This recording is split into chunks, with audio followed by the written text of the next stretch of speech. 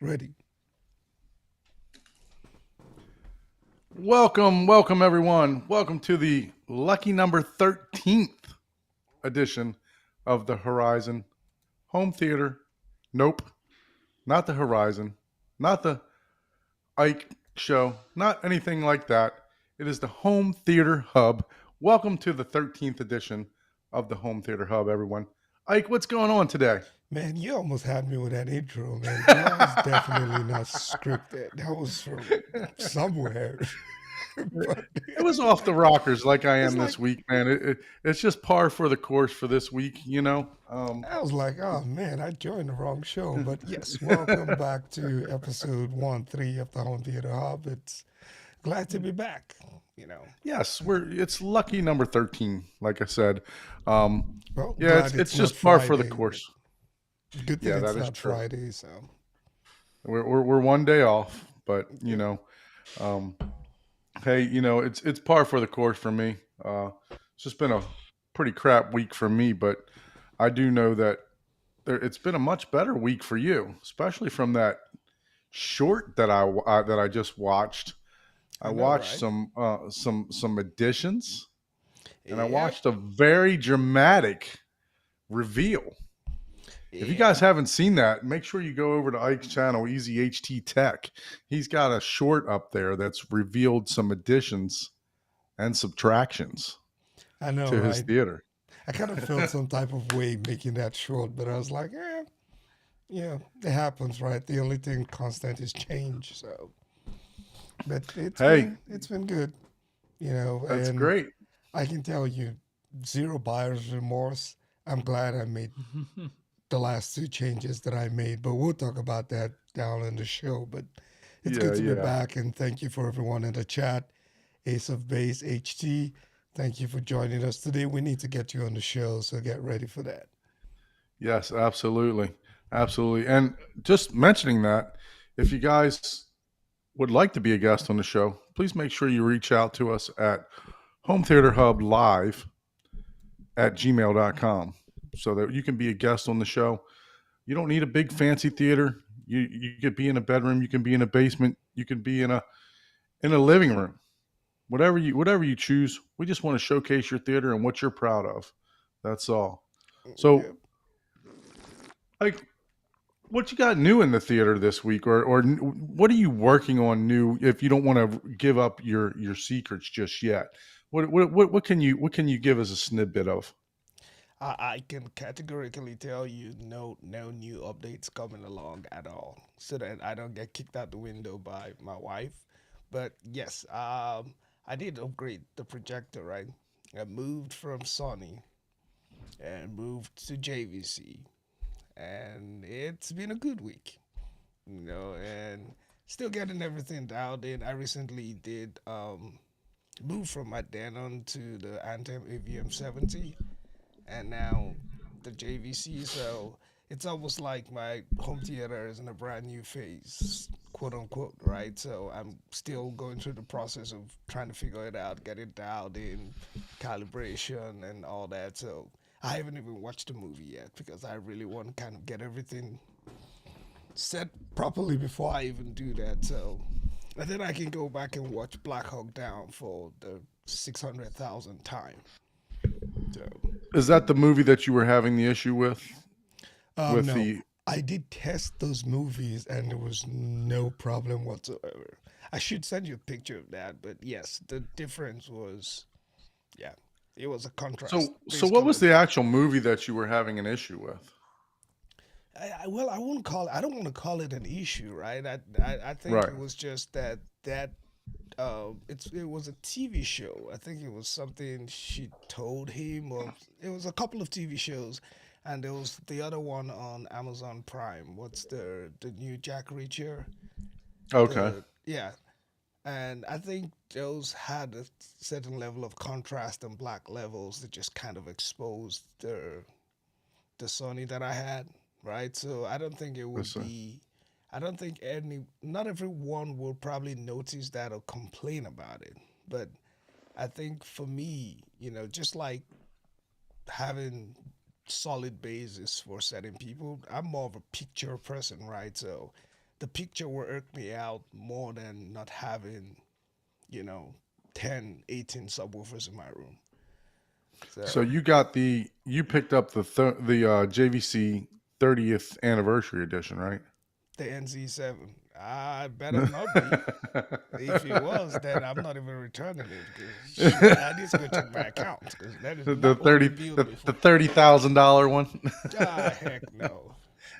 I love video quality. I don't love it that much. I'm sorry. I understand. I Yeah, understand. no way. It's not Yeah, happening. it's been kind of a hectic week for me. Unfortunately, I was a little under the weather, so if you guys can hear it, I apologize. But 2 days ago, I was literally bedridden for almost 24 hours. It was pretty bad. I've not been that sick in quite some time, but glad that I can recoup to do the show and actually bring in our panel of guests, Mr. Yep. Paul, Let's see. Mr. I'm John just gonna Anthony. bring everybody up on the Yeah, bring screen. him in, Mr. Paul, Mr. John Anthony, and we have a new guest, Mr. All Ashley. right. I gotta do the obligatory can open here. There we go. Oh, nice. Oh yeah. So, and we don't call this. We call this Cheers. the Taylor Swift episode Oh for boy. those in the know. Uh-oh. And in case you didn't know, that's her favorite number. So You're going to get a bunch of angry men turning into the show. Angry Swifties. Don't send Swifties my and way. hopefully her boyfriend wins the Well, game this oh, boy. Sunday. You're gonna That's get a all lot I of gotta men say. angry. Go Chiefs. You know, You know what? I'm since hoping somebody paid for a 30-second Taylor Swift commercial during the halftime show, so that 1/3 of the country can be really. Yeah, mad on a I Sunday paid afternoon. for Probably a shouldn't say small that. I'm sorry. you know, what it 1/10 of a millisecond. I think I had to mortgage 3 homes to do that. That's the price of the Super Bowl commercials now. They are outlandish. Yep. They're up to about 6 million for like every 30-second now. Mm-hmm. wow. Yeah, 30 Yep. seconds. Yeah, that's why I'm like, 30 I got a 10th. I had to mortgage 4 homes to get a 1/10 of a second. Run up, say hi. Yeah, Gene can afford that, man. I don't know about that. Yeah. Hey, he thank can you for afford having that. me on. Sorry, I've Hey, no- been away for the past 2 weeks, so I'm excited Yeah. to be back. Oh, you're doing the Lord's business, you know. Yeah, Increasing I the need it. population of the world, so it's good. Yeah, with We all those understand. toys, you got to work harder with all those toys. Making you more got. extra money, exactly. So big upgrade. Yep. He's got to be able to pay for his 4th theater in his house, his kitchen theater. Yeah. No, it's actually in my in my shed in the backyard. Oh, okay. So you are Yep. building a 4th theater. That was a joke. No, it was a Nice, joke. Yeah. nice. Yeah, at least he casually Yeah. said, "I have 2 limousines." I'm like, really, bro? Yeah, two Lumigens, two of everything. two or three Kaleidoscapes. You know, 3 Kaleidoscape now. three Wow. Kaleidoscapes. Hey, Yeah. you know, Yeah. yeah, Once you get you that, know what they once say. you get that Terrace server, once you grow up and be a big boy and get that Terrace server, let me know. Until then, that's chump change. Only 4 Kaleidoscapes. Exactly. Come on. Only Get that. the- What is this- it? 80 terabyte, $80,000 setup for Kaleidoscape. Yeah. Is it the highest? I thought 72 is the highest.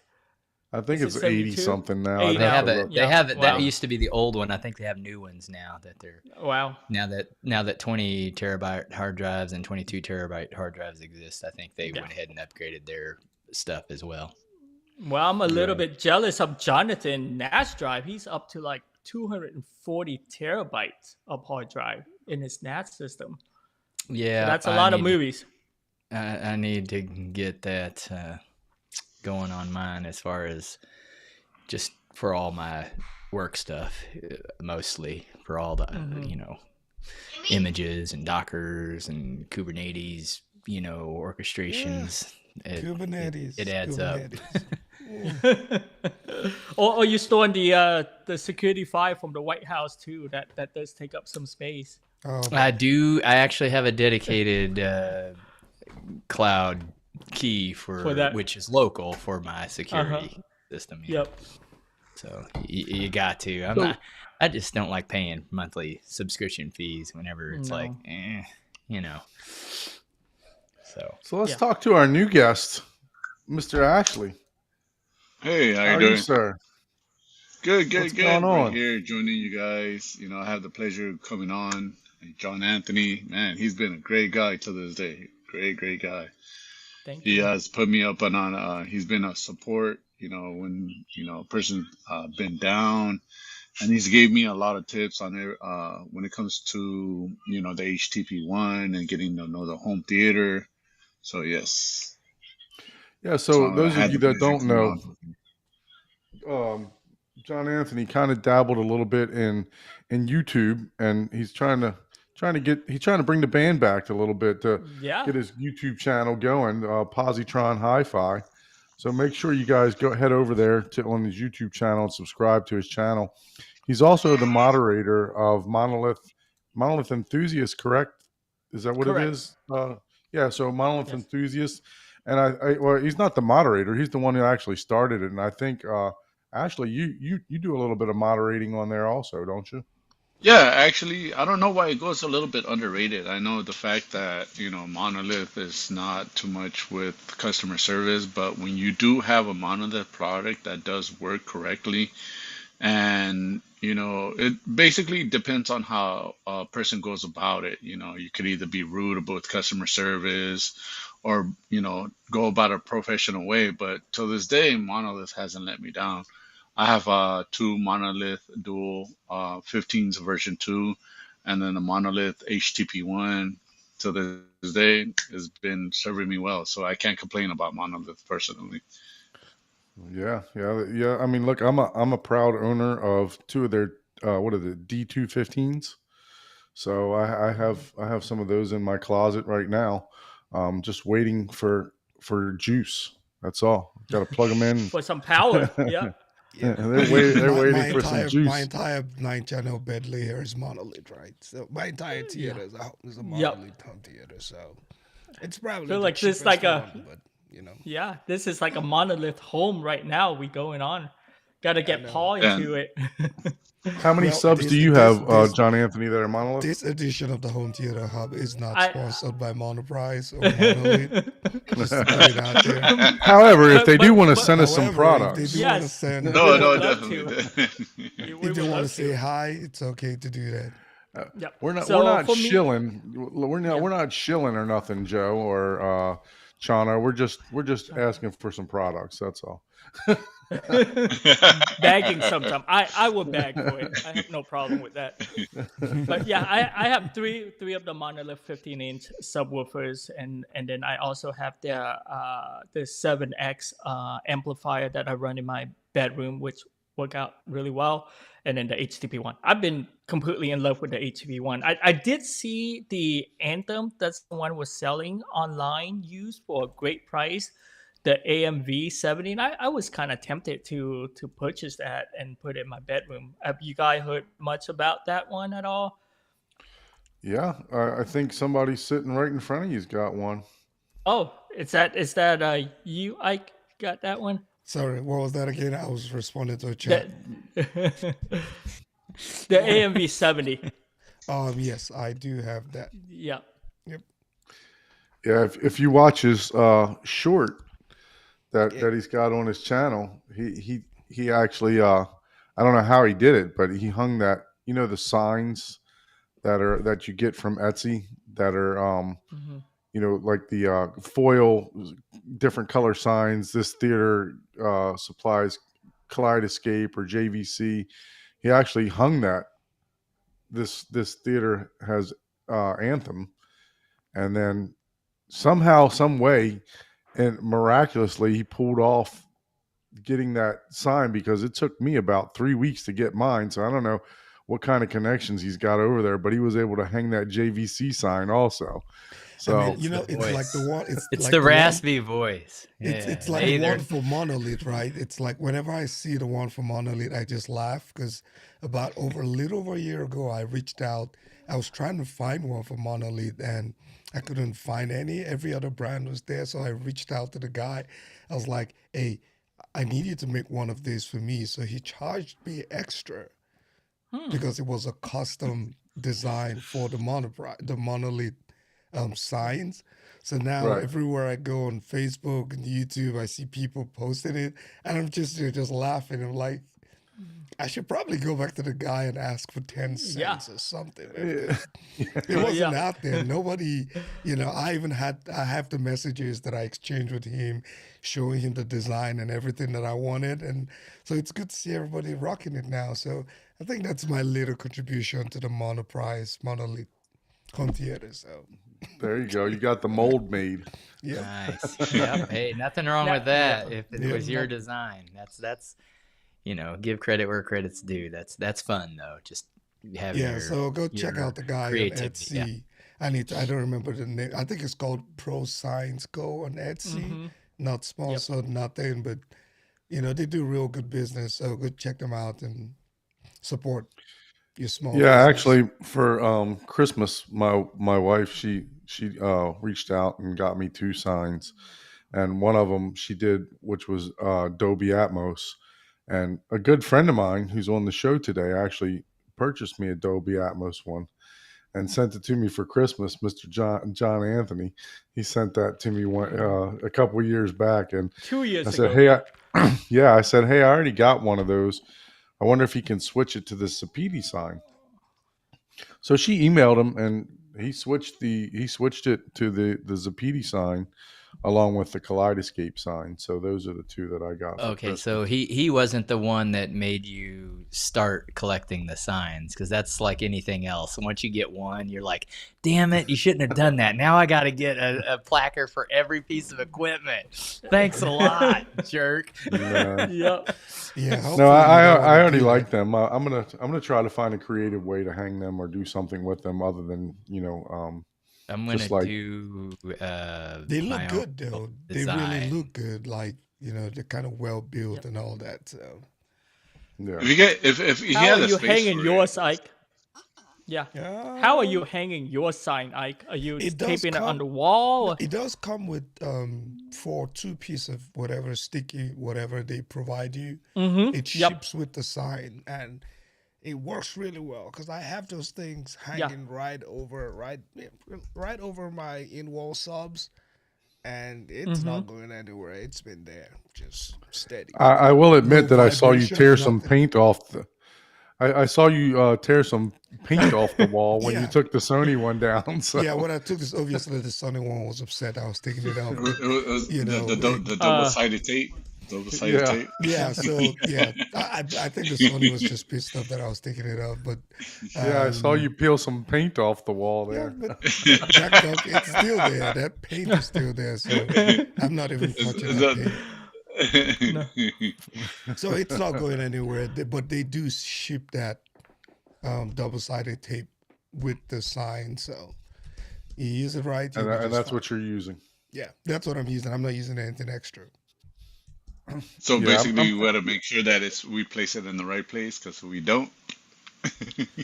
Right, Uh, exactly. comes Yeah, out. but if you take it off, you can still put it somewhere else, and you're probably still gonna cover whatever markings you have on your wall, right? So No, definitely. yeah, as long as you don't put them right there on the edge, so you'll be fine. So I always have a little bottle of touch-up paint of the exact same color that when I paint the room, right? I left it inside my theater room because I move things so often, Yeah. and I put holes in the wall, so I retouch it every single time. Yeah, I have whenever I 5 move gallons things. of every paint in my house, Everything, including yeah. the home theater, just sitting in the garage, Yep. ready to use. Yep. If you learn how to do a little spackle or drywall work, you'll Mhm. because people get so afraid of that, and it's a process. But I you cut know, a more couple holes- times, I cut and more you're a holes pro in my at home it. theater than anything else, man. It's like I'm not afraid of drywall. Yep. There you go. Cut it out. Yeah, we got to see that new iteration of that theater pretty soon too. Yep. Coming soon. And you won't be Totally. seeing me. I might switch. It's possible that I would go to like the monolith in walls, but as far as like your budget friendly subs and stuff like that, I'm a shoe fan. HSU. Yeah. I'm Okay. shoe, and mostly because I like the I do sealed. Everything I do is sealed, so I don't That's need one. all That's one. extra That's one space. thing I've always wanted to try because the fact that when I was young, I tried the sealed, and I always thought that was a lot better. But when I just hear, like I said, the snake oil, that everything when it's ported, it sounds better. I think it's all word of mouth, but it all depends on how everybody, Yeah. hears it to their proper ear. Mhm. So Well, I would definitely like to try sealed, yeah. but due to the fact of the lack of space and all that, that's why I was like, Yep. where I was gonna go was actually the SB 4000s or SB Yeah. by SVS Yeah. Yeah, because Yeah. SB SB. 3000s or And SB yeah, 4000s. They have no, no, both of those, or the the 16s, top, the SB yeah, the 16s, the 16s. 1600. Yeah, those things Yeah, are but because elite. because I heard the fact that so many opinions of other people and all that. Like I said, this home theater thing, oh man, from where I first started till now is like a big old snake oil. It's like you want to try to inhibit what is best to your surrounding of your room. Yeah. Yep. Yeah, Well, and there's so many things when it comes to, and I'll just say this. I mean, this is not just, this is a 50,000-foot summary, right? Engineering wise, ported, it's easier to get more uh, SPL out of a Yeah. ported box, Output. and Yep. also to get Output. lower extension. But sealed boxes generally will have less room interaction because it's just the one source, where a port is literally like an extension of a speaker, for lack of better terms, right? So it's like, hey, I'm tuning or porting this into another space, and it can cause a little bit more difficult uh, room interactions. But that's why a lot of people assume, like, oh, they sealed are faster. It's not faster. It's just you're not hearing more room interaction. But a lot of people like the ported because, again, you get a lot of that room interaction, or again, since it's ported, you can go lower in the frequency range easier. If you were going for SPL and everything was the same, you would go ported. If you were going for the least amount of distortion possible with everything being similar, you would go sealed. But even that is not true, because when you go sealed, you require more power generally to do the same Yeah. SPL that a speaker that can do the same frequency range. So if you're doing, like, say 25 to 200 hertz, you're going to need a lot more power to do that 25 to 200 hertz versus a ported version that can go all the way down to 20 even. So it's all design choices and engineering choices and price. That's a big thing. Like some of the big JTRs that's why a lot of people love those sealed JTRs, so, because they have like thousands of watts of power on hand. So you're That I, that's the one getting that I great. was trying to reach for. I think that would Yeah, yeah. honestly would be my But those things are my angle. huge. And if you don't need that to have an excellent experience in a home theater, I'll tell you that right now. But man, as far as like, if you've never experienced that or whatever, it's fun. It's fun. It really is. Because I used to do car audio competitions, and yeah, it's like, Yeah. you don't need 140 dB in your car. You don't need 150 dB in your. When I got out of the game, the record for decibels was 183 decibels in the car.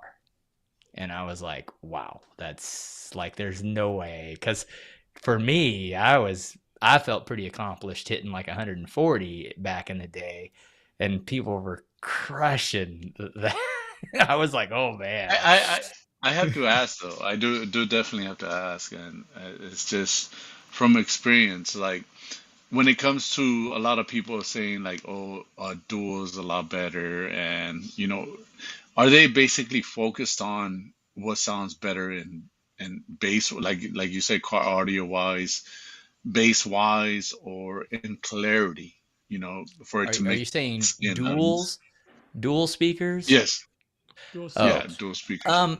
Well, Dual subs, correct? That's what you're Dual asking subs, about. yeah. Yeah. oh, you're saying two Dual- separate Yeah, subs? so- Two sub, yeah. It- Yeah. Oh, yeah. No. That is 100%, true. You have to have dual subs in a room if you want consistent bass in more than one spot. Coverage, yes. You can absolutely place a speaker in the proper spot for your one seat and be perfectly fine. Like if you had like a stereo, if you were an audiophile stereo person that, sacrilegious went with a sub, you could place a single sub in the perfect spot to get as even bass as possible. But even then, it's really hard to get rid of all the nulls that you would need. And just by doing two subs, and you can locate them in two spots, you're going to be able to create a more even response, and it Across gives you your more seats, yeah. output. Yeah. So dual subs in a room 100% is a thing, and it will make a huge difference in any audio room or room period. Anyone that is, there's no snake oil about that. As a matter of fact, No, definitely. if some people would argue, if you literally do 4 subs in either mid walls all around, if you have like an enclosed room anyways, at that point you almost don't even need EQ at all, because you're getting rid of every single null that's possible by placing the subs in a play in opposite corners to where one would cancel out depending on your seating position, where, oh, well, I've got this opposing one to get rid of that cancellation. Oh, and I've got, front, rear, mid walls type of deal. But the problem is we're all subject to physical location. You can't perfectly, if you were to design a theater, you could do it perfectly. And, but And- So a and Paul, lot I of think times- that's dual subs is My question would be like it just like sometimes I would think that like in my room, like you said, according to everybody's room, it all depends on what they feel they need to have. But why people have 6, 12 subs? Because subs is meant for bass, unless I'm a little. well, Not so much bass, but just yeah, to keep the whole mellow thing, the everything yeah. equalized, like you said. Yeah. Yeah, once you get to a certain point, so it's kind of contradicting. So some people believe in near subs, and it all depends on your situation, right? So if you were to have a room that was properly sized, and even something as little as an SB3000, and you had 4 of them, and it was truly, and I say this is the caveat, it has to be truly pressurized. You don't need any more subs. It's not going to do you any good, period. When you start seeing these rooms with, I've got 5 near fields and stuff like that, it may be to compensate for some nulls that are happening and stuff like that. And that, again, it's not really adding to the volume per se, because it gets exponentially harder to increase your volume. So like, and I'm just making this up because I'm horrible with memories, but like you take 1 sub, you take another sub, you get like 6 dB of gain in a room, and then you add a Right. third, you get like only 3 more dB of 3. gain. You add a fourth one, you get like 1.5 dB gain. You add your fifth one, you're only really getting like, you know, half a dB gain. So, Yeah. Yeah, you and know, then but also, when you start, depending on where you place them, that's where you kind of get, you know, but if you get into this like, you know, I'm getting rid of this one null in this one spot, right?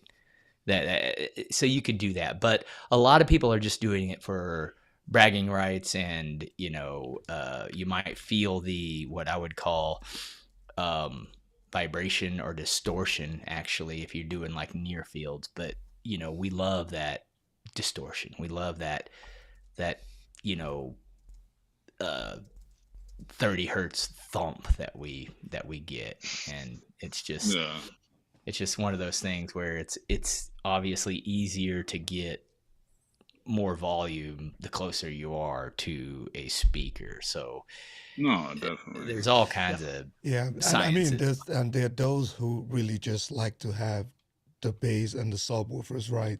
Sometimes you have to separate those who really just want to have 6, 7, 8, 9, 10 from those who their rooms actually require 6, 7, 8, 9, 10 subwoofers. Exactly. A lot of Yeah. people See, just like exactly. the idea, they enjoy the feeling, they can afford it. You know, people like those things, right? So, but in most cases, their rooms actually don't need all of that, right? So, Yeah, if your room exactly. So needs it, then yeah, hopefully your that room comes down doesn't to need, yeah, the hopefully your rabbit hole room doesn't need because 10 subwoofers. But if it does, then yeah, you know, get it. yeah, So because that comes down to that rabbit hole because I live in a small place and my wife is like, hey, you went a little bit overboard, and I'm not gonna lie, I did, but honestly, can I complain about it? I'm sorry. Give me one. That's Give one. So okay. sorry. So sorry. That's a good point, right? Like I ride motorcycles, right? I don't need or didn't need an R1, you know, high performance motorcycle. But once you have it, you know, it's just like you can't go back. You don't really need it, but at the same time, you get to a point to where it's like, well, I don't have an R1 anymore, but now I'm just like I have like a sport touring bike that I have more fun on it, you know, but there's certain things that I like, you know, I can actually get more enjoyment out of pushing a lesser motorcycle now, you know, and there is enjoyment of that. Yeah. But what you were saying, yeah, you never regret going all out, you know. It's like oh, okay, yeah, that's cool, and you can brag. There's nothing wrong with having some bragging rights, you know. Oh yeah. I had the art from where I started was I had the RP 8000 Fs and the RP 504C2 and from where I started was the first generation of the RP 8000 Fs and the RP 4000. I'm RP 504C. And I was satisfied. I was super satisfied with it because it actually fitted with my room. And then there I go again, listening to a buddy of mine. He's like, hey, wait until you do Dirac, wait until you try this and try that. And there I go. And when I did try it, it blew my mind. It did blow my mind. But like you guys said, it all accommodates to a prison space. I like what Big Jack 79 said. He was like, hey, and you do get more, you get double the gain. The reason you get 6 dB is just for the room coupling.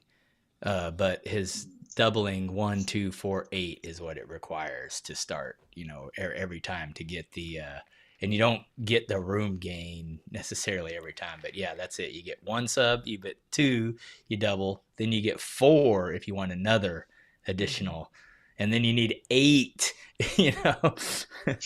So you got to literally double it every time. So that gets, it's like, you know, people with, so you would literally, once you get 4, you would need 4 more to just get 3 dB. And then if you needed it again, you would need another 8, so you would have to have 16 subs. So I want to ask one thing though. One thing that honestly, like, I can't get an answer till this day. I had the RF 7.3s, and they have a capability of honestly pushing the bass, like if I were to have no subwoofers. mhm. And they actually do a superb job. Like I said, according to the room, according to everybody's room is a lot different. I accommodated to a small room, but they actually do a superb job. So why does everybody set them as small? Like, what is So the here's the true? reason people do. If you could place your speakers, your towers, in the same spot that you would place your subwoofers to get the best subwoofer sound, you would do that, and you would literally not need subwoofers for a capable speaker. But then is what happens is you have no left and right. You may literally have to place one in the front left corner and one in the rear right corner. Yep. So then, Yep. where's your stereo imaging? That's why people do subs. And the reason that they place them small is because a lot of the times when you have towers that are very capable, is what happens is when you start, as much as you get by adding a subwoofer, you could also be creating more damage, because if you place a certain subwoofer into a location where it creates phase cancellation, because two sounds that hit each other at the same, basically the same time, it's a direct cancellation. You could, if you reverse one of your speakers and play pink noise, you can get right in the middle and you can hear like, oh wow, yeah, that's way quieter. The same thing happens with subs. So is what happens is people will generally turn their speakers to small so they can eliminate any possible cancellations that your main towers would cause, and then place your subs wherever. That creates different problems though, because now you have to make sure that your subs match your mains. But if you're just doing, like, if you're a stereophile, you would more bring your speakers out into the room to get less boundary gain, because you don't really need like super low extension. You're just trying to get more accurate sound, and the seating makes a huge difference. But in reality, that's the reason that you generally do that, is by removing the bass from your towers, you can use subwoofers in whatever place they need to be according to your room to get the flattest bass response. But if you're lucky enough to have a room and towers that are perfectly set up and they don't cause any issues, you don't even need subs in that case. That's very rare, Yeah. because most people, and the other reason that you would still want subs, even if you have that situation, since we don't hear linear in the sub, like if you're listening at lower volumes, you need the bass to be like literally like 10 dB hotter. So by adding subs, you can listen lower, and then you can go and turn your subs up 10 dB hotter. You can't do that in a mix, right? Like in a sound mix. So No, you can definitely have not. your left and right playing at the right volume, let's just say 60 dB, and you're just listening quieter, but it's like, oh man, there's no bass. If you have subs, then you can increase those subs 10 dB, and then all of a sudden you're like, yeah, this is thumping, and it's at lower, just background music, but you're still getting that thump. So there's a lot of psychoacoustics, there's a lot of engineering, and the snake oil always comes from people that, don't. You can use magic buzzwords to make people believe. It's like whoever says it with authority, and I'm not an authoritative person at all. I used to do audio a lot. I don't remember any of the terms.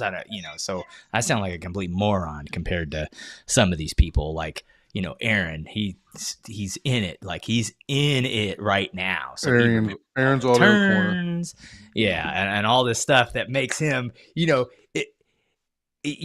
but at the same time, it's like as lacking. Don't get in, that guy on a rant because he will make you feel silly. Yeah, and I'll watch some of his, I'll watch some of his stuff when I want to really like, oh, what was this, or how does this work out, or I forget all the magical terms. That's the guy I go to because he's in it and he remembers all that instead of trying to Google, because you try to Google some of this stuff and he's like, you're not going to get Exactly. you're So not we going to got get a it. we got a picture up here of John Anthony's. Yeah. How many subs? 8 subs, right? 10 actually. 10 subs. I'm sorry. I don't mean to sell you short here, but I this know is how. the 2 more makes a huge difference. No, so this is actually my latest house curve that I measure in my home theater. So in my opinion, every home theater has its challenges because we don't have the perfect room. No matter how expensive your home theater is, none of us really have the perfect design room, because if you want a perfect room, you design from the ground up. You build it from the ground up. So the challenge in my room, as you can see, so if you're looking at So before you get started on that, John Anthony, 1 second. Yeah. Before you get started on that, tell us what we're looking at here. Tell us what the purpose of this is. Oh, okay. Tell us. Yep. Tell us what the axes are here. Tell us what we're Can you looking at. zoom in on it at all? Yeah. Let me see Sorry, if I my can photos zoom in. zoom in. So on the y-axis, that is your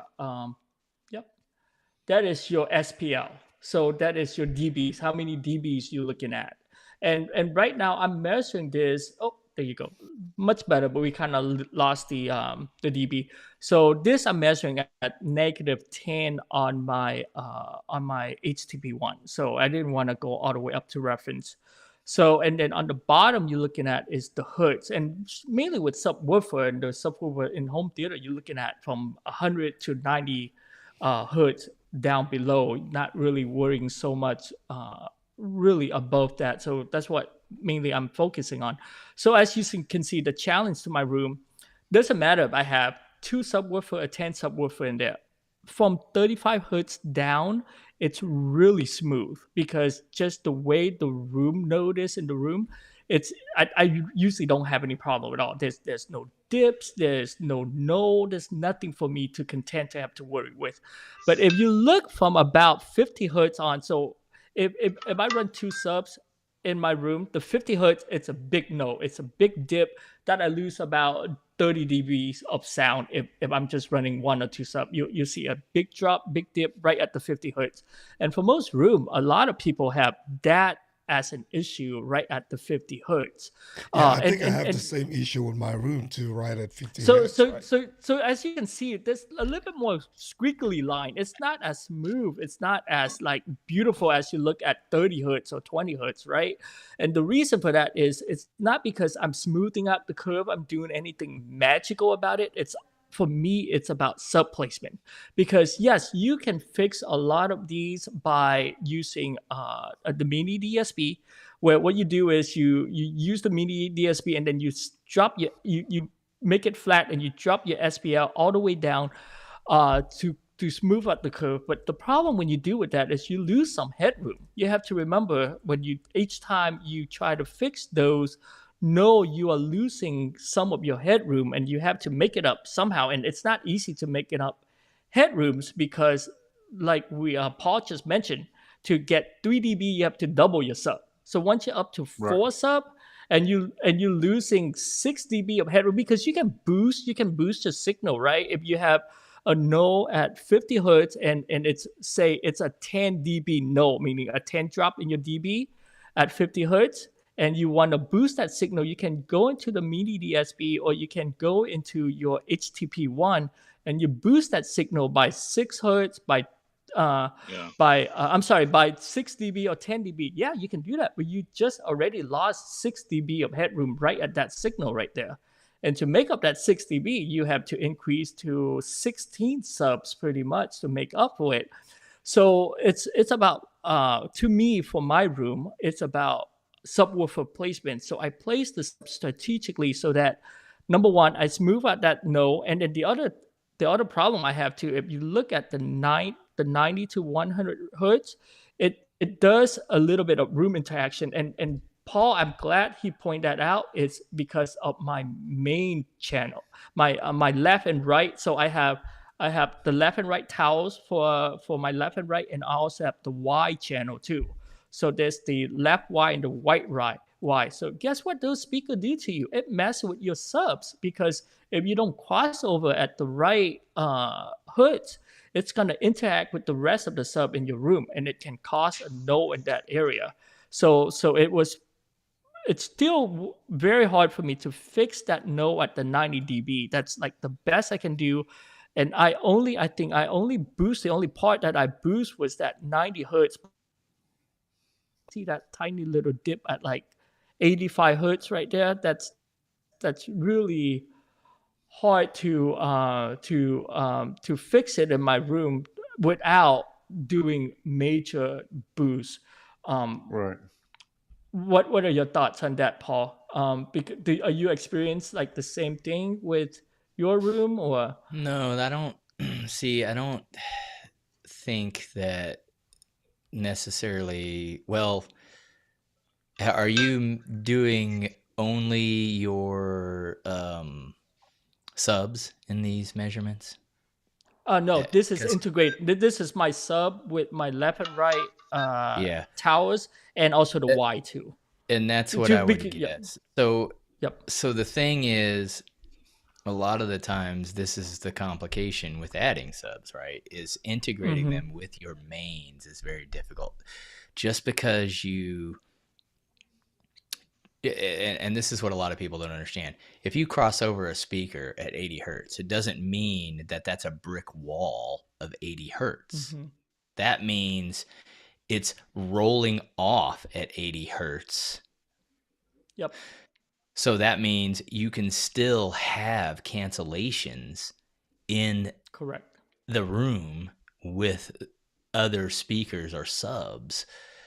So a lot of the times at 90 hertz is generally your mains interacting. So is what you would do is to test is unplug your mains and whatever speakers you're doing, just physically unplug them, unless you have, like if you use a MacBook and you're using Rue, you can do, Mhm. each individual channel. So you don't really have to do Yep. that.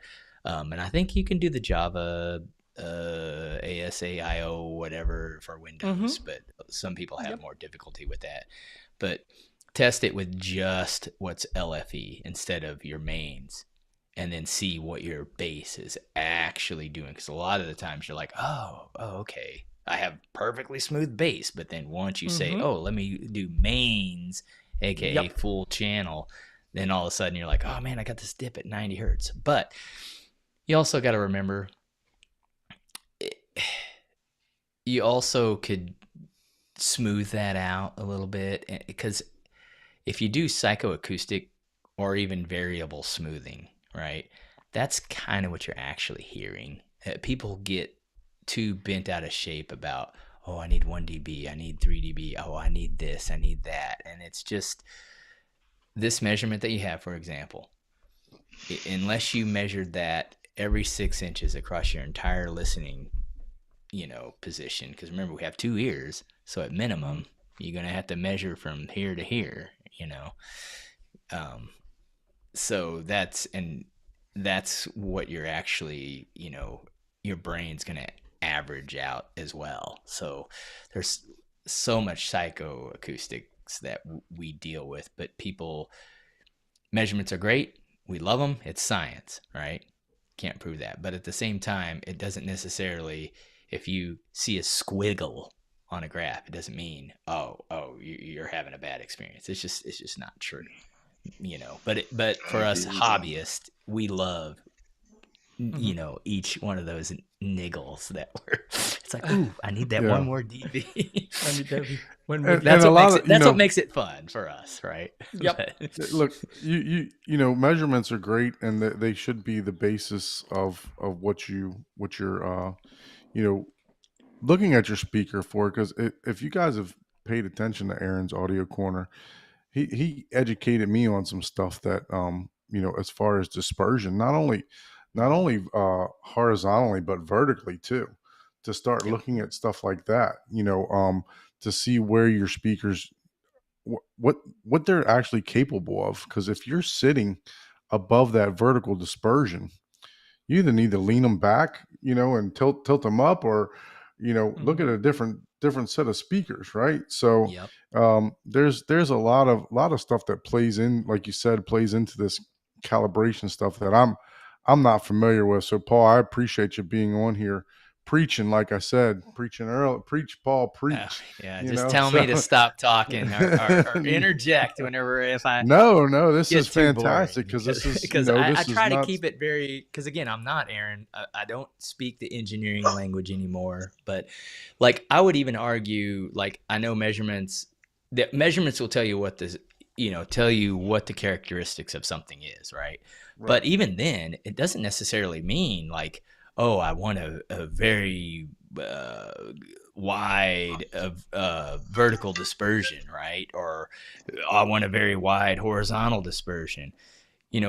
That's all assuming, all this is assuming you have, especially with like a clipple, that means in an anechoic chamber, these sound like this according Right. to this measurement, right? But if you have an all glass room, right, or something like that, I don't know that I would want super wide dispersion, right? Because I can't treat the room. So I want as little reflections. How do you treat reflections?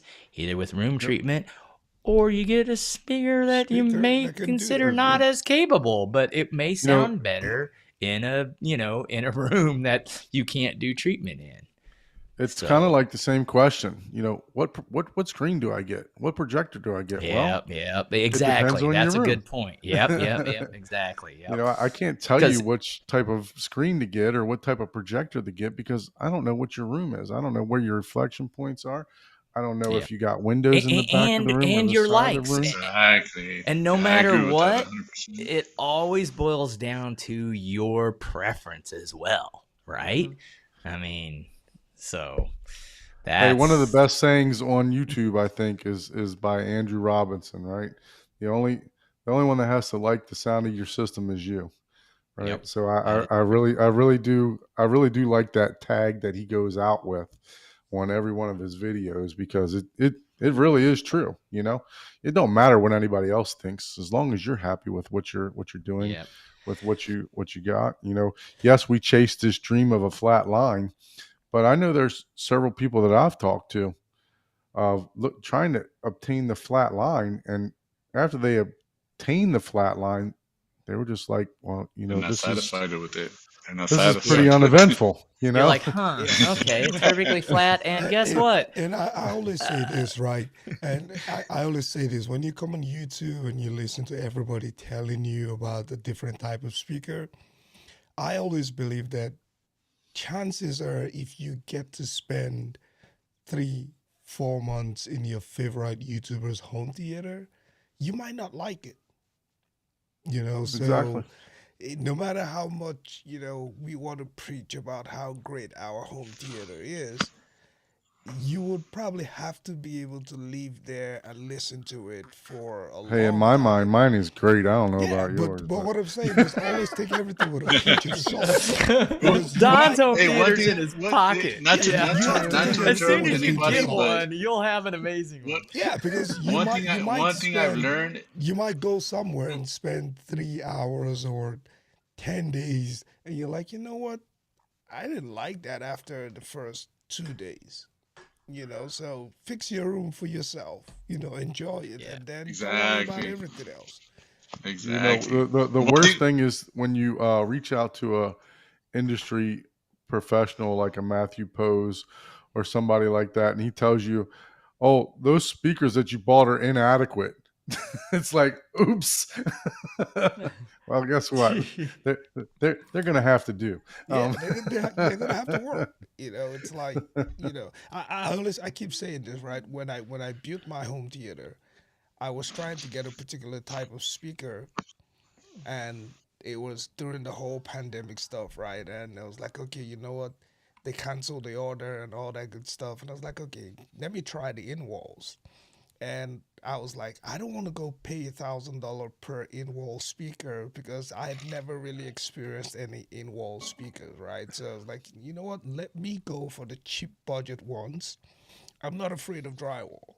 I can cut my drywall up, put them, and if I decide in-wall speakers are my long-term goal, then I can easily replace them, right? And not feel like I have to resell or trash $1,000 speaker that I bought that I don't need it. Right. And Hey, I honestly, ended my up friend, getting one that just worked for me. now that you're saying the in walls, I would definitely like to try that because, like I said, a lot of people trash in walls, but why if they haven't tried it personally? That's one thing I never understand. Like a lot of people hear a lot of opinions and they go based upon opinions, but Yeah. unless they tried it themselves, how are they gonna have an opinion about something In that they've never tried? That's one thing I in-walls never understood in generally. here. Oh yeah. In-walls generally don't have the same sound capability in Correct. some aspects, but I'll tell you this from a guy that's had in-walls before. If you're going for in-walls for the aesthetics out trumps what you're losing in the audio I realm. did. I Because it's agree with that. just not that much of a difference. Even your average person, even though you could go on Aaron's channel and learn all the science about MTM versus, a three-way design and a center channel speaker, your average person is not ever going to notice. Well, I can tell you from experience being able to go from, and this was part of my big decision, as I have, those of you know that I have the Martin Logan XTI 60s. And to go from them playing to another Martin Logan in-wall was a ginormous difference in sound. So I was in a location to be able to hear both and literally switch within a second and hear the difference. Same thing with the bookshelves, because I thought about doing in-walls instead of doing the 35 XTIs, which is a 6.5-inch cone with a port, and just the low end in itself was a major difference. And so what I would interject on that is this. Yes, if you get like even just regular towers versus your cheap in walls, right? If you go AB, you're going to notice a huge difference. But if you don't have that comparison, it's not like you're going to notice or have a lesser experience. And that's my No, point. I agree with that. But yeah, if you can spend $10,000 in wall and get some wisdom audio, line arrays, wisdom then, or it's Perlison amazing. But you know what? To me, you're not lesser if you have the cheapest. No, absolutely not. Yeah. Speaker, because nor will I put probably anybody down for ever having in walls, or because if you look at any of the high end theaters, tell me how many of them have boxes 80% sitting of out. the award-winning home theaters have in-wall speakers. Correct. Yeah, yep. And then, as much as I bag on people, bragging about their bass, and not really bragging about it, but just saying, anybody that says you need, 4 JTR subs, it's like, well, guess what? They're selling subs. I guarantee you, if you're selling something and your mouth's moving, that means you're lying. That means you don't 100%. You've got an agenda, and that's just human nature. I'm not above that. No one's necessarily above that, right? Why would you say otherwise whenever the reality is, sure, if you get 6,000 watts worth of subs, it's going to be the best. It's going to be, it's going to be amazing. But do you need it? Do you need it? What are you trying to do? Are you just trying to have a decent experience or a good experience better than, the speakers in your TV? then no, you don't need any of that. It can be a journey and it can start at the lowest budget, but all your Absolutely. audio YouTubers are like, no, just save your money. Wait until you get, until you can get like, the $10,000 sub. You're just wasting your time. Otherwise, it's like, nah, man, go to garage sale, man. Get a subwoofer that only goes down to 30 hertz, and notice the difference in having 10 dB higher at 30 hertz at your normal, not super loud volumes, and you're like, oh wow, yeah, subs are amazing just from that, but people will Yeah. be like, oh, you're not having a good. Sure, you go from that to something that's going down to 20 hertz, you're gonna be like, oh, okay, yeah. You go from that to something that's capable of 130 dB, hell yeah, you're gonna notice every time. But it doesn't mean that it won't be amazing for you, especially when you're starting versus just having a even going from as much as I'm into this hobby, I have a friend who just said, what do I need? And I know him, I know his family, I know his situation. I suggested him buy this Sonos soundbar right here, and then get a sub next time. So and even if you have and the that's it. speakers, even if you have speakers that can do all this stuff, right, get down to negative 20 hertz. My question is, how many times in your home theater would you watch movies or TV shows that will give you that experience? Or is your home theater just for demos? Like every time you want to experience your 6 hertz, you have to go listen to a particular demo. It's like, how many times are you going to do that? At most, Exactly. you're going to watch Oppenheimer It's or kind of like something, stretching, and right? it's I going to feel be it's kind of like So 500. stretching. You got to stretch the how subs before you get them. Yeah, but how many yeah, times because are you going to experience that? It's like, because you literally have to like he's saying, you literally have to watch a 4K movie to show off your home theater. Why not be able to enjoy the home full theater showing off either a show on the TV, a show on anywhere? Why not just be able to enjoy your home theater overall? Why have to place a 4K, a Blu-ray? Like, a lot of people ask me, hey, what do you recommend to be able to show off your home theater for the bass, the low frequencies, the low this and this and that? The whole thing is basically just to enjoy your home theater overall. You know what I mean? Yeah, Live, die, and repeat, right? that's Live, Yeah, that's what exactly. There you go. yeah, There you go. and Yeah, I'm exactly. against the grain. I could have done a dedicated home theater in the basement, but I knew if I did that, it would get used half as much. I have it in my main living room. That's where my theater is. And for my regular TV, I did the barcade, right? So, but I Yeah. probably Yeah, I use know. mine more than most people do, just because. And, So and let's. it's nothing against someone that has a dedicated theater. It's just we all know if it's in another spot, it's kind of like having a home gym for most people, right? You have a Yeah, home gym exactly. There you and you never use it, even though it's down the stairs or down the hallway, right? It's like, oh, but no one's there, But if you have someone that will go to the gym with you and you hold each other accountable, you go more often. Now, I'm the Yeah. rarity. I have my home gym and do my own. Welcome, I Mr. have Scott. How are people. you, sir? Hey Hey, guys, how's it going tonight? Sorry, I'm Scotty-O in the running a bit late. house. Sometimes work gets Hey, in the way, man, family life. you know how Probably this too thing busy. goes. You Paul pop is in, just you getting pop us in out. trouble. Right. You Yeah, know so how I've this been thing busy goes. You prepping pop for a in, big you pop weekend. out. You go We've when you got want. a daughter dad thing going on with a big group, and we're gonna go to an indoor water park over the weekend. So, and Oh, busy getting Nice. ready. I pull the So kids this out this of this school this early. this could honestly be our little getaway, our little wusa time, our little home theater.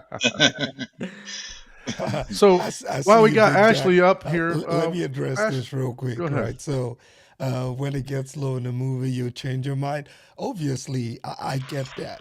But the point I was making is how many movies do you watch that really get that low? And if you have to, it's probably going to be one out of every five movies, right? Else, Exactly. you're Yeah. only watching your demo materials over and over and over again. Oh man, now I you're only gonna watch get, rom-coms, man, so I don't know. you're I gonna don't get fucking the know what this trolls. sounds You're like. gonna get the trolls going Yeah. though, because It's the all only good. reason you don't have bass is because you don't have the bass The bass speaker EQ, capable. or I know, right? to bring back the Oh bass, gosh. because Oh yeah. the movie disc is the bass is removed, The so you HTP one gotta. can actually do that, right? I saw Joe's Yep, the tweet. HTP one has it Yeah, built but how in. many people Yeah. have HTP one? There's only a few of us. I might be so the only one in the group, but at night I I think look there's for two a of you movie now that in I'm the not group. gonna like. So I You look mean, for what? A movie that I'm not gonna like, or a documentary I'm not gonna like, because Oh, I throw it in my bedroom and I'm watching it on the TV, and if You it's go fall something asleep. awesome, I'm like up, I'm turning the volume up, Like, That's funny. yeah, it's too funny. so Yeah, I so mean, if you need 10 subwoofers in your room, it's great. If you can afford it, whatever. I'm just speaking to the average consumer, right? If you need, Don't get on the average deceived. consumer, if you need 10 subwoofers, it's probably cheaper to redesign the room. The room, just get on the drywall and do something. I mean, Spray you foam got to really think insulation, about that. something. It's like, You can do it. It's cheaper. Just hire me, fly me in, we'll do some drywall work, and it won't cost you 10 JTRs. I can guarantee for you that. John Anthony, it's more like, because for him, it's more like an addiction. He's Yeah. almost that's almost different. Yeah. Yeah. If you like to look at the new sub, you like to play with the new, mix. and recalibrate everything 1,000 times, pretty much. Yeah. That's part of the hobby. Yep. Yes, that's your addiction. So Yep. it's kind of like with when we first got into the Zapiti, right?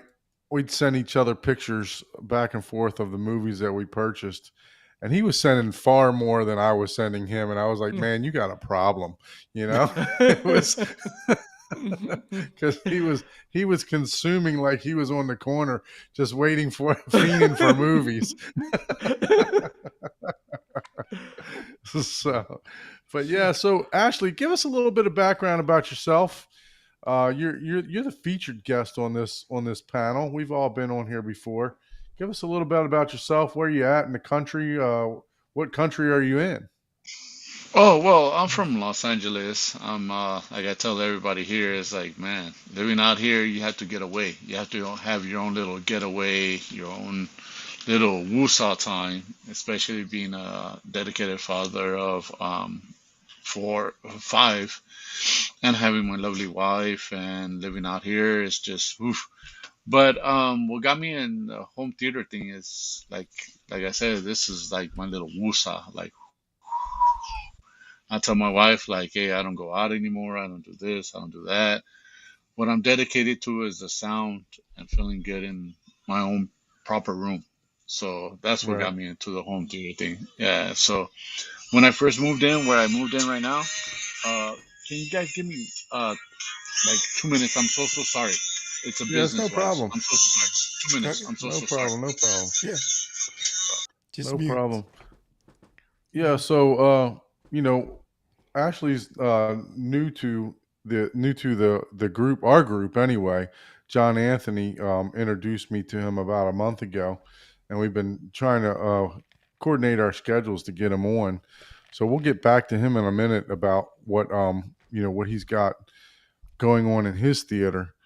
Scott, any additions to your theater or any upgrades? no additions to my theater. I have not left my work desk in almost a week, so Oh my god. I've been on dude. just a nonstop working mission, and What's your employee's number? Let me call them to Yeah. get that rectified for you. You need a vacation. Oh god. yeah. Trying to get Hopefully the the man weekend will fired. feel a bit like a vacation. So it's I'm been- gonna have No, to tell him man. that I need my programmer back to make sure that when I insert my disc, that it just automatically does what it needs to do. So, I've got. Oh, never mind. I won't say. I think I've got that with a VM. Not VM Docker, portion, but but running. So basically, you're using Ubuntu, and Ubuntu can manage all the hardware. my Boon who? Boom who. Ubuntu. Ubuntu or whatever. Boon who and however- Ubuntu. You guys have and just then you lost. Then me. you can install that. You can do the MKB and on that, and then you won't have any of the hardware issues that you would normally have, like in a NAS. And then you literally just go. Man, that's great. Yeah, there's two different approaches. There's the way that Paul is doing, which takes, in theory, takes a bit more time during setup, and then there's the way that I'm trying to do, which should take less time and a little more user friendly. Both of them are. Yeah, I like a doable better by the GUI. average person with a little bit of education. Yeah. That's why the Mad VR is selling versus the Lumagen, because the GUI is easier to operate, right? Or is it a better product? We don't know. But Well, the one thing that I would say, like I know, John Anthony, you have a couple, but the problem is you can't just like ship that to Ike to, let's say he wants to review, because unless you have the exact same setup and the exact same screen, that has to be managed, and you can't manage a Lumagen by yourself. You have to have that done. That's where the Mad VR. You can. You can You do it can to be manually. technical enough. yeah, you can do it, but you just need to know your What to do. stuff for video inside and out. So Oh, you okay. can- So it you is can do it. capable. You just have to It be an is. engineer. Oh, see, Yeah. I was always under the impression and told that it's locked and you can't No. touch it. No, Oh, you thought it was well, hardware tied? shoot. no. Yeah. Okay. I- I yeah, no, thought you it can was do like it, but you just need to Yeah. know what you what. Oh, So it's okay. kind of like operating a DOS system, right? Mhm. You got to Mhm. press 1 to go here and 2 to go there and 4 to go there. And It's if you don't not a know where to GUI, go, is what you're saying. Yeah, Right. it's not a The GUI. user Yeah. interface No. is Oh, not. okay. I haven't yeah. played around with Lumagen, and honestly, I've never even seen the interface.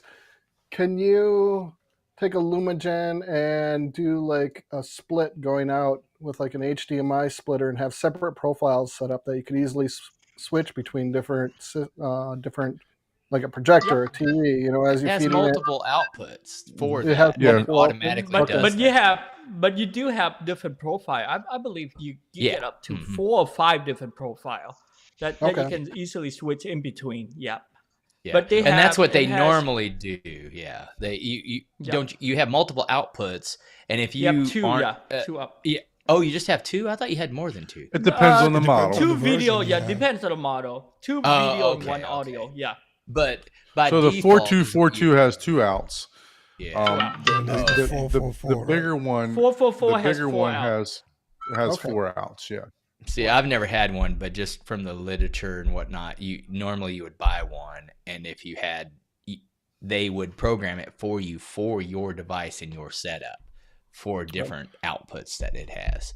But Yeah. your idea would be cool if you just had the 2 and you had 2 HDMI switchers. You can Right. then You can have flip between the the profiles. 5, yeah. So then you wouldn't have to buy the Well, 4 output. No. Here's the thing though. Your Lumagen can operate as a switcher. You can have as many. Yep. You can have 6 inputs also. So you can input everything right into your Lumagen, and you can have 4 outputs. It just depends on which model you Which purchase. model? So Okay. you're Yeah. doing the processing on the input, not the output, and Correct. okay, You can do both. You can actually do the processing and the input and the output. It depends Gotcha. on Oh. So yeah, it's that powerful. Wow, Yeah, Yeah, how you it's a guys little doing? crazy. So, Yeah, Well, I mean, so 4 it's out, good. that's The plenty, right? interface just I don't know feels anyone like- that's going to use more than 4 out. I mean, Yeah. what Dot? if are you are, you planning probably to can run just 2 buy another display Lumagen on your because- Lumagen later on? Isn't that right? You Yeah, gonna run it to absolutely. your So I'm TV? going to run one to my TV, and I'm going to run one to my, because literally where my closet is, it's between my theater and my AV closet. It's between my theater and between my living area.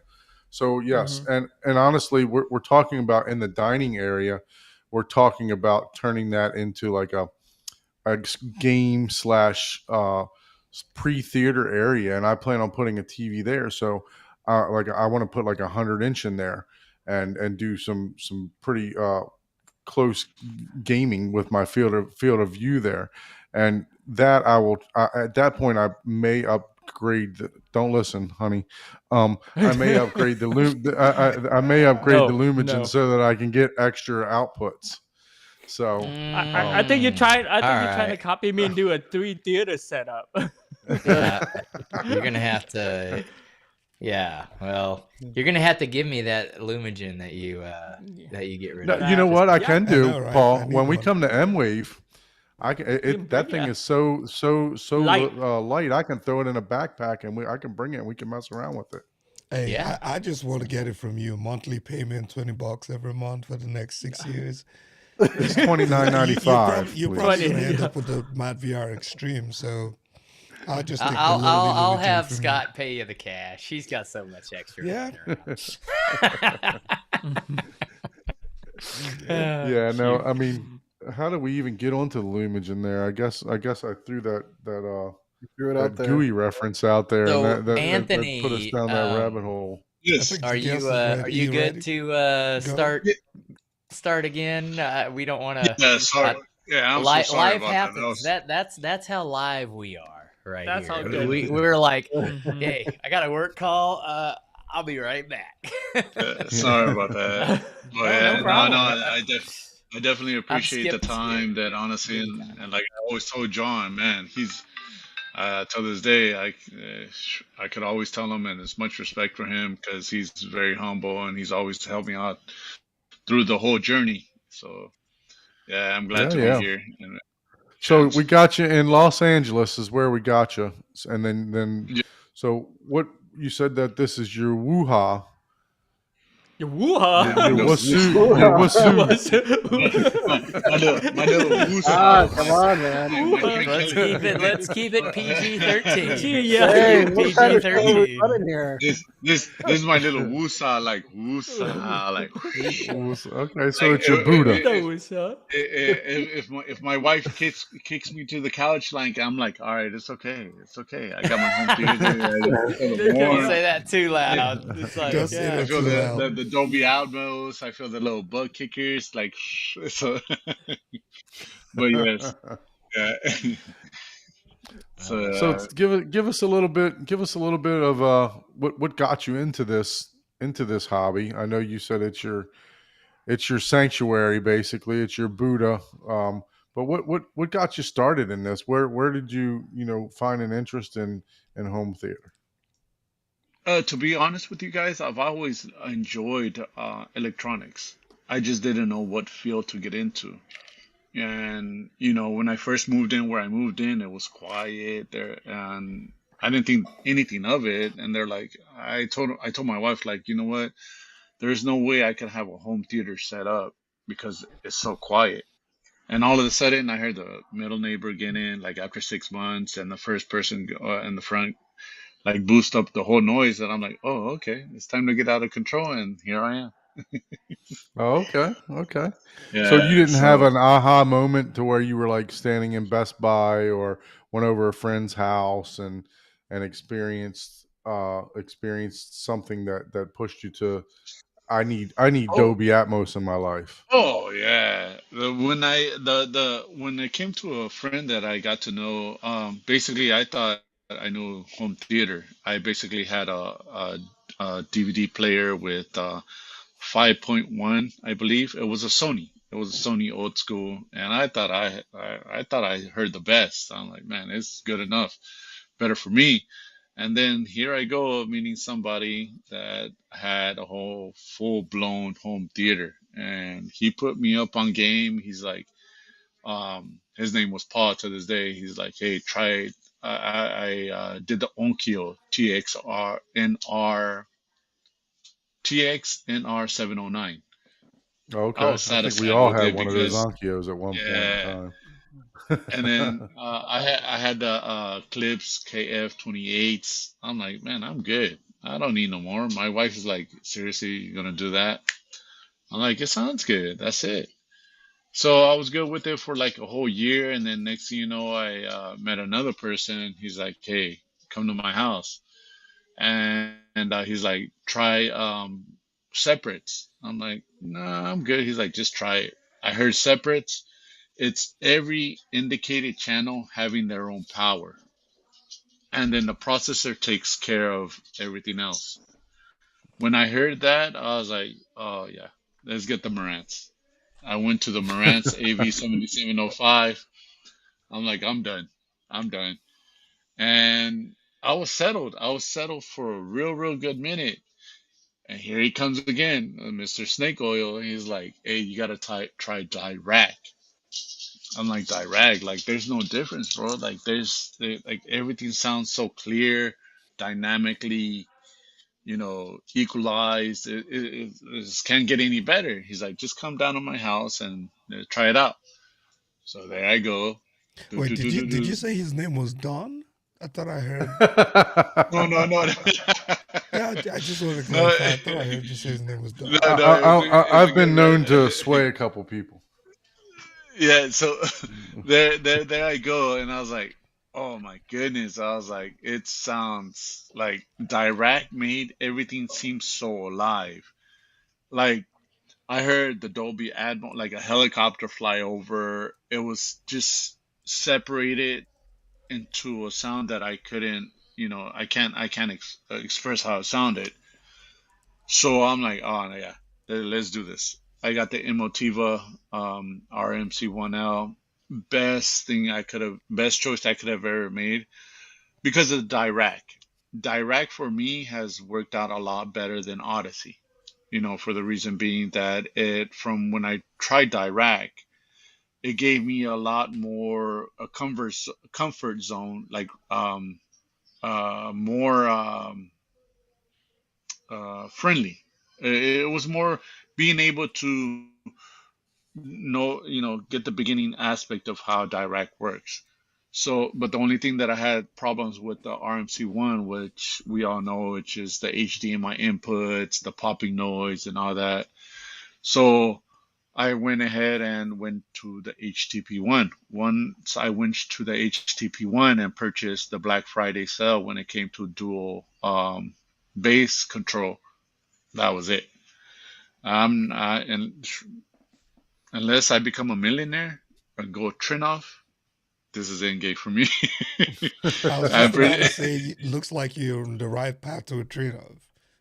Yeah, so I'm good here.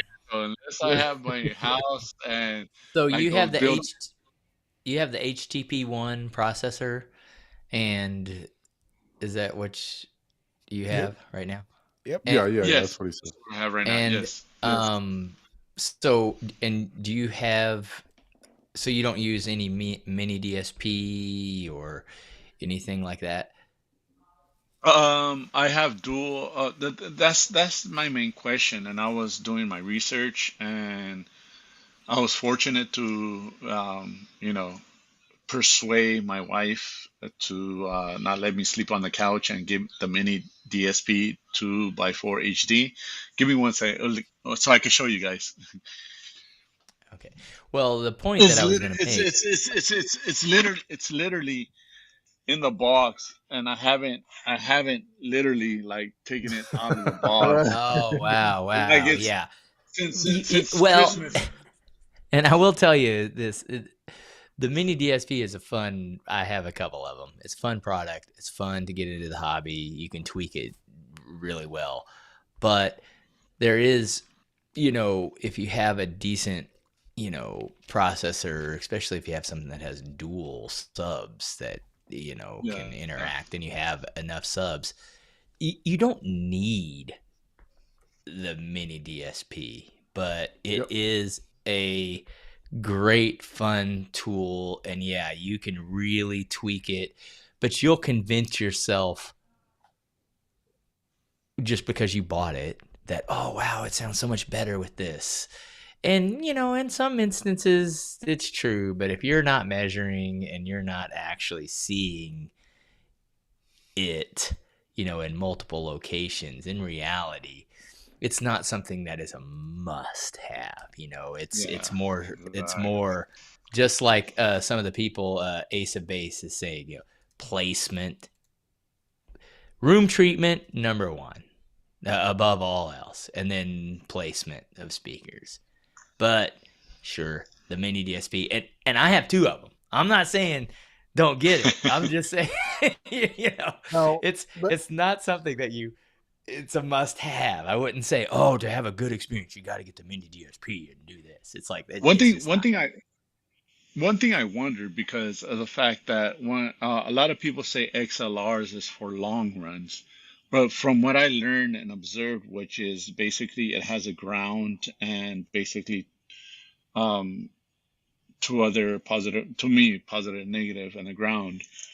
XLR for me has served a better purpose. So when I uh, upgraded to the Black Friday sale direct bass control, and it made a good enough impact on my system. So when I did my research on the mini DSP, like you're saying, do I really need it? Because it has the LFE level on the RCAs. So wouldn't it would be a slight little bit? I couldn't say so because of the fact that I haven't even taken it out of the box, but because of So the fact that I'm from XLR yeah, to RCA, what's your aspect of that? that's another soapbox thing. But in reality, XLR and RCAs provide the exact same signal. XLRs have the capability of actively canceling some noise that you might get interjected from either other power components or poor placement of the wires, etc. Yeah. But for instance, I have a second. I have 3 subs behind my listening position, and I ran a mini DSP with an RCA cable to those subs, and that's a long, like 35-foot RCA cable, right? And I had the 3 subs plugged in, and I got a 60 hertz power hum. The SB1000s that I use as my near field subs, they're not polarized. They're just 2 prongs, and you can flip them. I literally, because of the way, and this is some power supply limitations and all this, you can go into a lot of science, but I literally took one of the power plugs and reversed it, plugged it back in, even though AC through the converted DC power converts it the same way, but by changing the reference of the 60 hertz cycle from up 180 degrees out, it got rid of that The alternating noise. current. Yep. So now they're all going the same, and that's a lot of the times. If you have anything in your system that has just a 2-prong plug, you could literally just take it, move it, and then all of a sudden, all the ground's gone.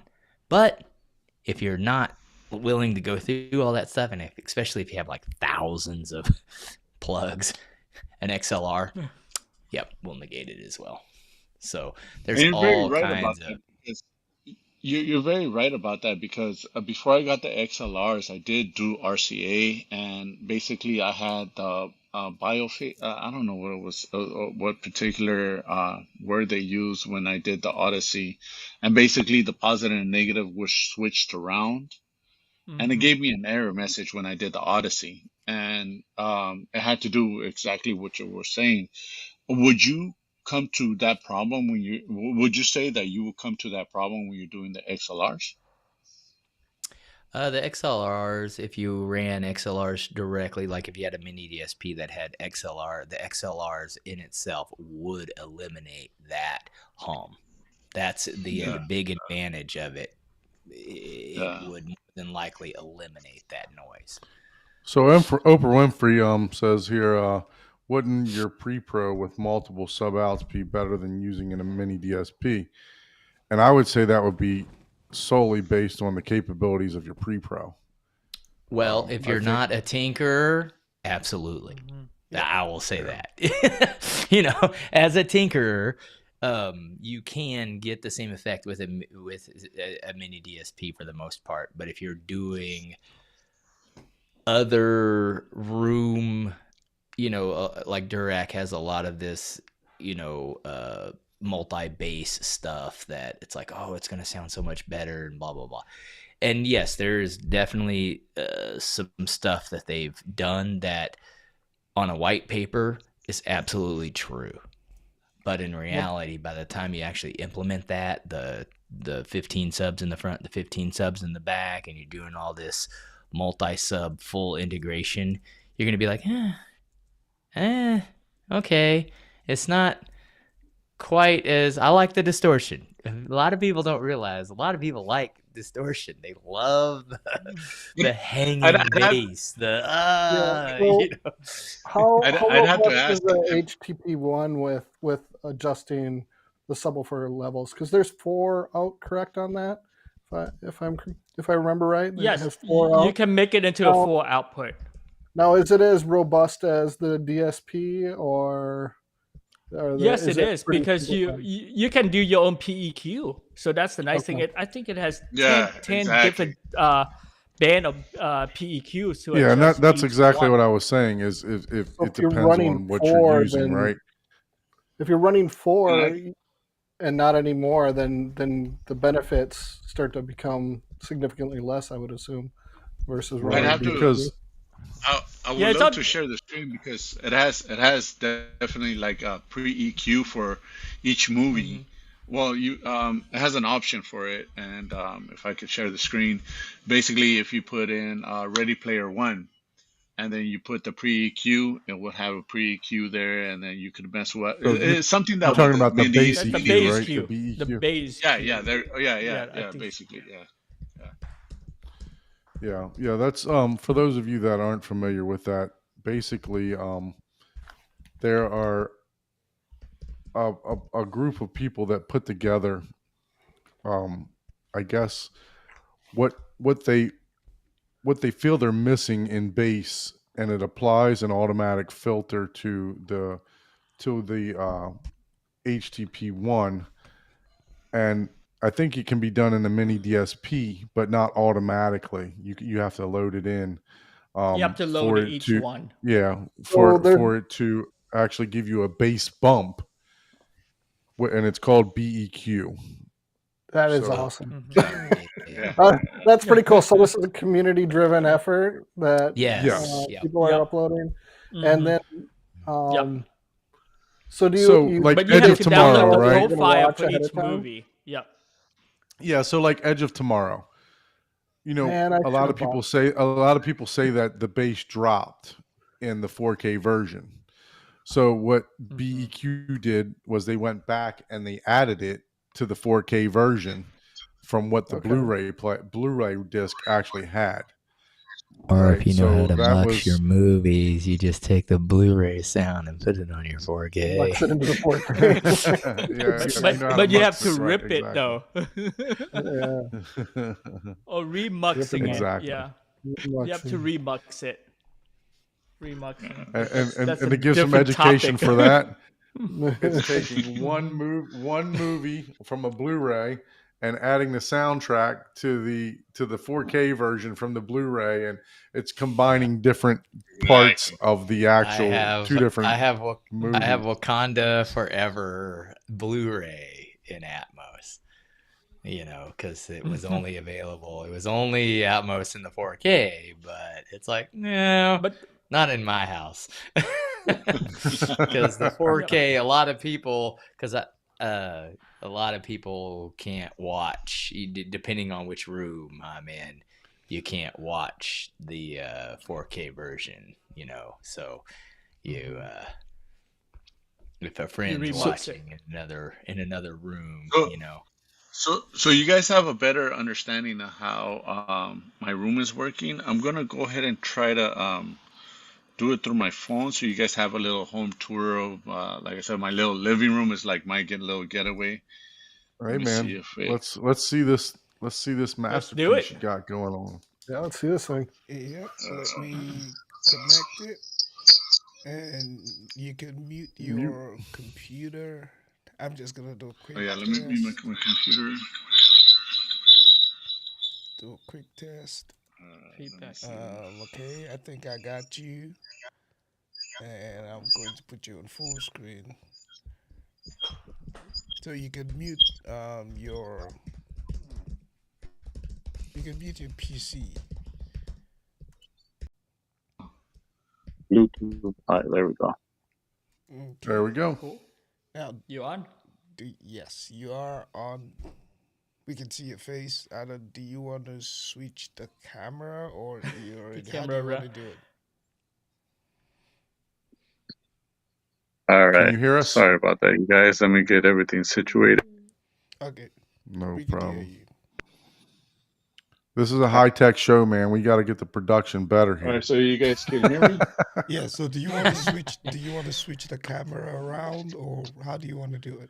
He'll have to switch. He'll have to rejoin Hold on, because of let the me app. see. But It doesn't do that all the time, though. So Yeah, he switched yesterday he during switched during a yesterday and it trial. worked. So, can I you wonder switch if to they your upgraded back it. camera? Yeah.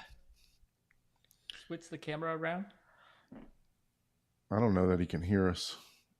Yeah, it's just that I'm trying to connect to the speaker device. Oh, okay.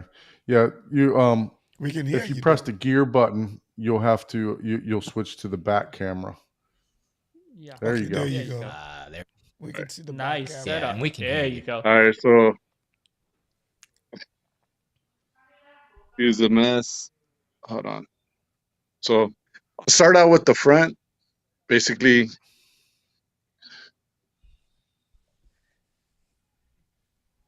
I'm not sure. Oh Can you yeah. guys Oh, see? So nice. what size Yeah, TV? we can All right, give see. us the dimensions of the room if you know them off the top of your head. So the room is basically 25 by 25 by 25. Oh, wow. That's a good sized room. Yeah. Yeah, and then And you got I was able to squeeze all the stuff in. And the TV we the have the TV that you got RF there. What's 7.3s. what size TV This is do a you got there? Samsung the Samsung QLED Neo QLED. Okay. Yeah. How many inches? What size are we working Yeah, with? and 65, 75, 83, 85. 85. Nice. Nice. Nice. Yeah. Give me I'm sorry, you guys. Can you guys let me see if I could connect this. I'm not sure why the Bluetooth's not working because I could barely hear you guys. Sorry. Take your We time. can No hear worries. you though. So yeah. Yeah, we can hear you Yeah. clearly. But I could barely hear you guys.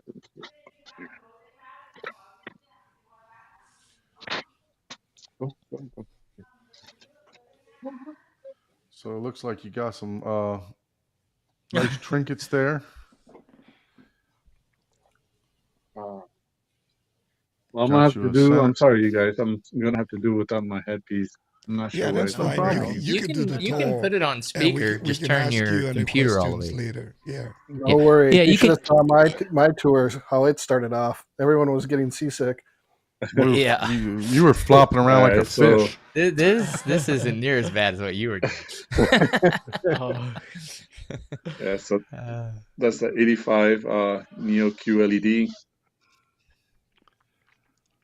And then Alright. Underneath of that, we got I the center have- channel. the RC643. Not sure why this is on. We got some. Tell us a little bit about your Nice. collectibles and stuff like that as well. Oh, and my the son? decor you have. My son, Yeah. he loves building Legos. Oh, that's So awesome. he builds those Okay. Legos, Cool. and then that's his little getaway. I see that Oh, tape nice. that you got there. Most people that are Guardians of the Galaxy fans, I It's think that they would Galaxy. Yeah, the Guardians of the Galaxy. Yeah, Yep. they would recognize that tape. I was like, hey, I know that. My dad And that's, actually had the- one of those. He might still have it. One of those Sony Walkmans. He had one of those. And my God, they're like $1 million now because of that movie. Hey, those actually go for antique wise. They go for pretty good. especially Yeah, it now. was like a My son couple enjoys grand. building that. Yeah. Yeah, Yeah, that looks awesome. And they stay on there and then on top of that sub? yeah, I they mean, actually do. that's a gigantic sub. I would. The thing I'm that I'm surprised they scared don't. of is my wife came up with these this little thing, anti-slip, so Oh, they don't slip okay. off. Yeah, But yeah, so that helps. gotcha. That's cool. So And these do you are have the isolation monoliths. feed on the sub, or just a standard feed? Yeah, no, definitely. I have the SVS installation feed right there. Nice. Okay. And is that an SVS We should make you. SB16? No, that's a I used to have monolith. the SVS That's a PB3000, mono. but I moved up to the monolith 15's version 2. Oh, okay. Okay, And man, gotcha. I love It looks these. very I similar. love these. Yeah. Yeah. And then the I think next time we need to have you RF73s. do the candle test. Line up the candle. Oh, my wife loves those. She's like, we got to make this house smell good because we got this little beastly guy right here that gets involved with the whole home theater thing, especially with his barks and everything. But then up here I have the fronts RP 600 front high Dolby Atmos. I love these. I could honestly hear a lot of audio coming from these when it comes down to the Dolby Atmos. Yeah, those are bigger than most people will do for your Atmos, and you like the bigger, because those are the 6.5 inch, right? Yeah. Speakers there. So Yeah. Ashley, how Those are you nice. mounting those speakers? Yeah. How are you mounting them? Because they're pretty heavy. I was able to get these What kind of mount do you mounts use? off of Amazon, and they hold up to 35 pounds. Wow. I'm using those exact Yeah. same mounts for my large ones above my speakers in the living room as well. Are they Work really universal well. They've mounts? You done can a mount anything to it? I have the same mounts. They too. are. Yeah. And how do they mount then to right the now- Seems actual like Amazon speaker? is doing a good job of populating that for everyone. That they are. It's a That side they Need an definitely clamp. associate are. link. Screw clamp. And then I have these ones for the RP 500 SA. And those are your Atmos? Yeah, Atmos, the mid Atmos, and then I have the Okay. rear Atmos RP 500 SA as well, right here, for the main listening position. Mm.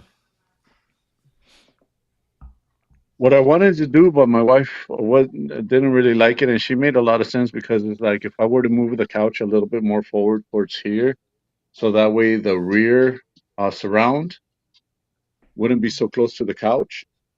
I wanted to put it right here, but due to limitation of space, I had to leave them. I had to leave the couch to the back, but I limited. That's the only thing that I really made adjustments with Dirac.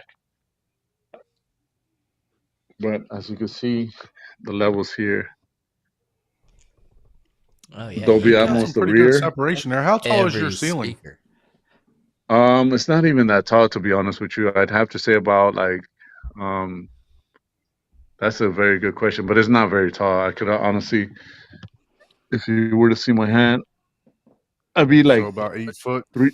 Yeah, Yeah, it looks like 2 a standard 8 foot, Nine. unless that doorway is taller than standard. Yeah. Yeah, 8 feet. I have to say 8 feet as well. Yeah. And this is the mid. Mm-hmm. So you guys could only imagine what I do get from my home theater system, especially the fact in the small space. And How far away from the television do you sit when you're sitting down? 8 feet, 6 feet, actually okay. 6 feet. I'm sorry. So you got a pretty good field of view there, and Yeah. a lot of sound coming at you. And And then I let's- have the rear, and then the surround. Side surround. Yeah. and surround back. Yeah, your cable management is really good. You hide it really well. Yeah, Took a good minute, but fantastic. it was fun. Me and my son enjoyed it, Oh and I'd yeah. have to say this is the best part of the whole thing. When you guys talk about the whole base the base having 4 or 5 subs, the reason of the whole compact I only can have 2 instead of having 4, 2 in the back. This man Get works you some miracles. nice butt kickers. Nice. But So you got them integrated in the That's couch. awesome. Yeah, they work Now miracles. that would Yeah, be a really good use of your mini DSP to use that to integrate it with the sound even more precisely, if you could. Yes, because it's That hard to would be- cut the shakers at the right frequency and to align them with your subs. I fought with that. No, for I definitely agree months, with like that because hours. yeah, I agree with that as well because when I sometimes I would put the butt shakers a little bit more than the bass itself. Yeah. Yeah, It's a matter yeah. of the timing a lot of the times. So you think you need to boost it or you need to lower it because it's just off just enough to where you're like, oh wait, is that right? Is that not right? But that's So show amazing. us- What all do Show you us have what in you the got rack? working in the rack. Yeah, I was just getting. Oh, ready definitely, to go definitely. there. Let me see.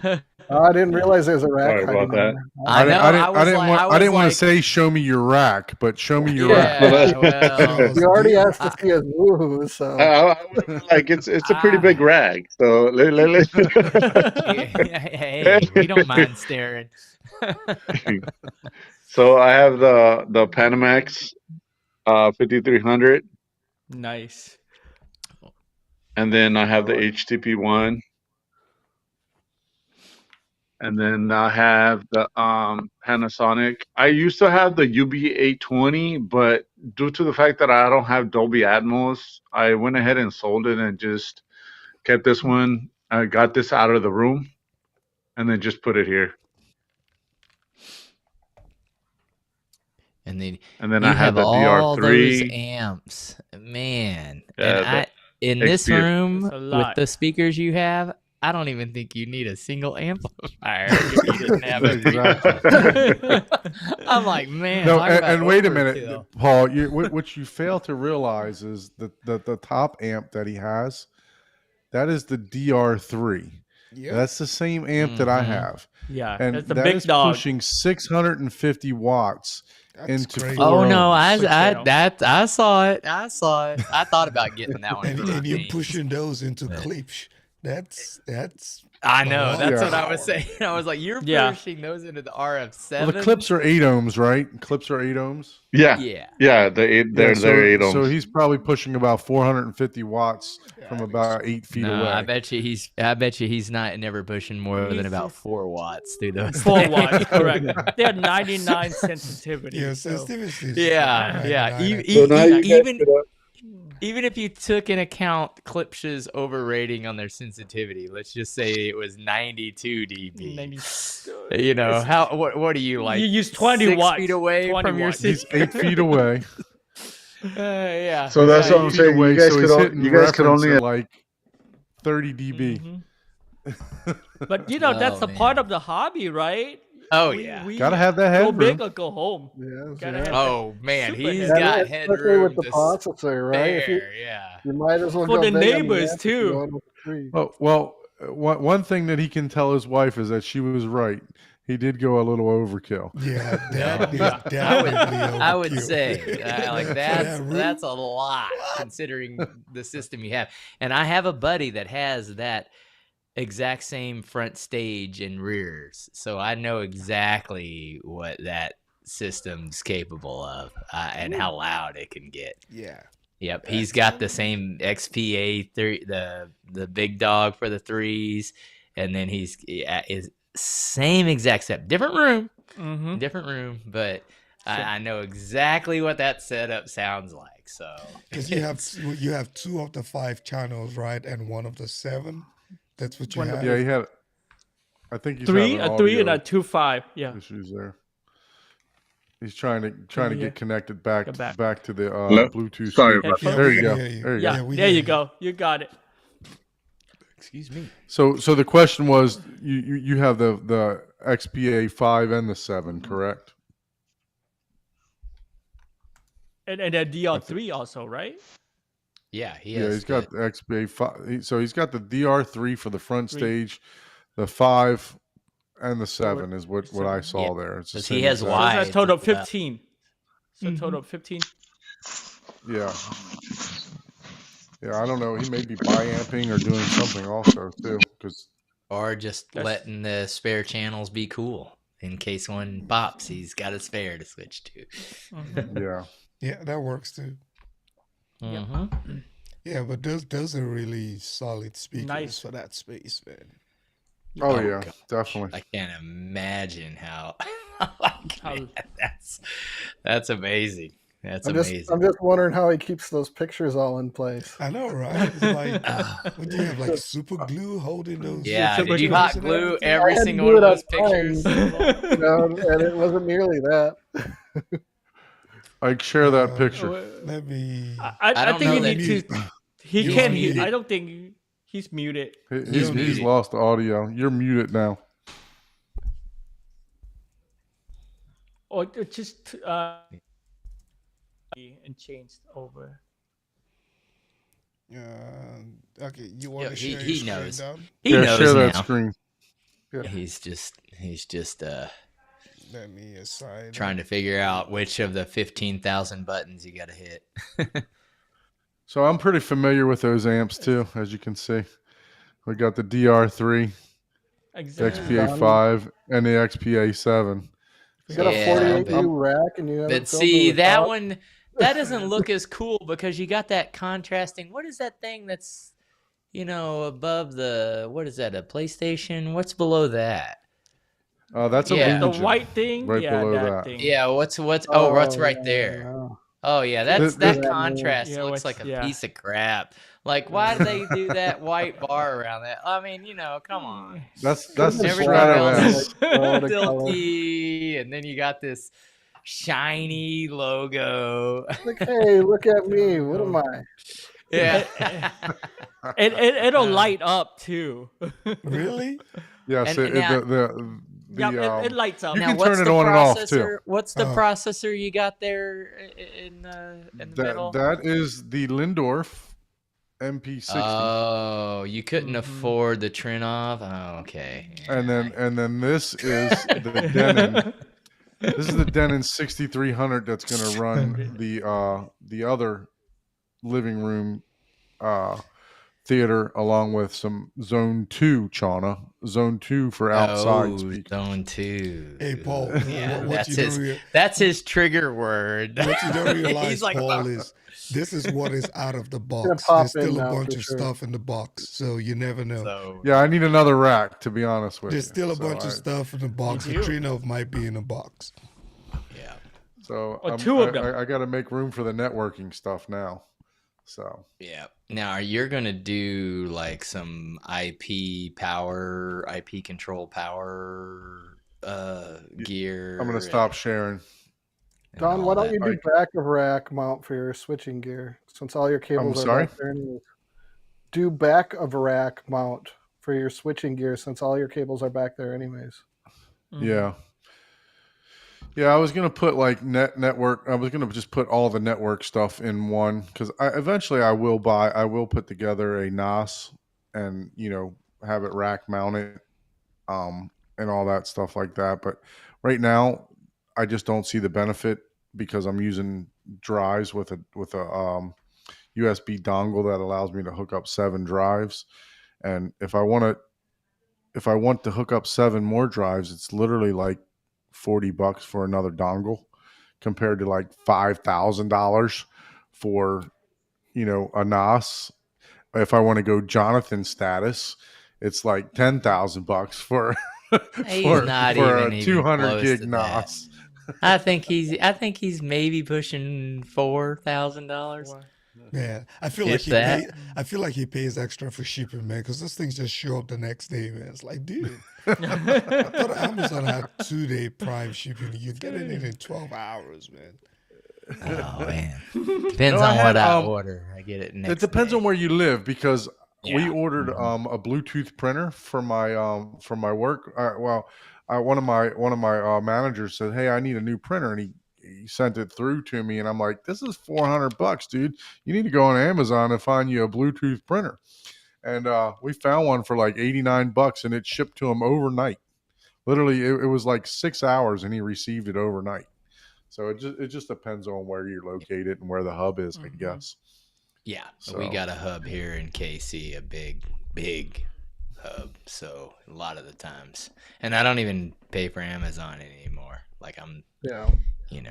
but we get so much shipment logistics wise, it doesn't even make sense for them to not put my stuff on the same truck that's getting delivered next door to my house.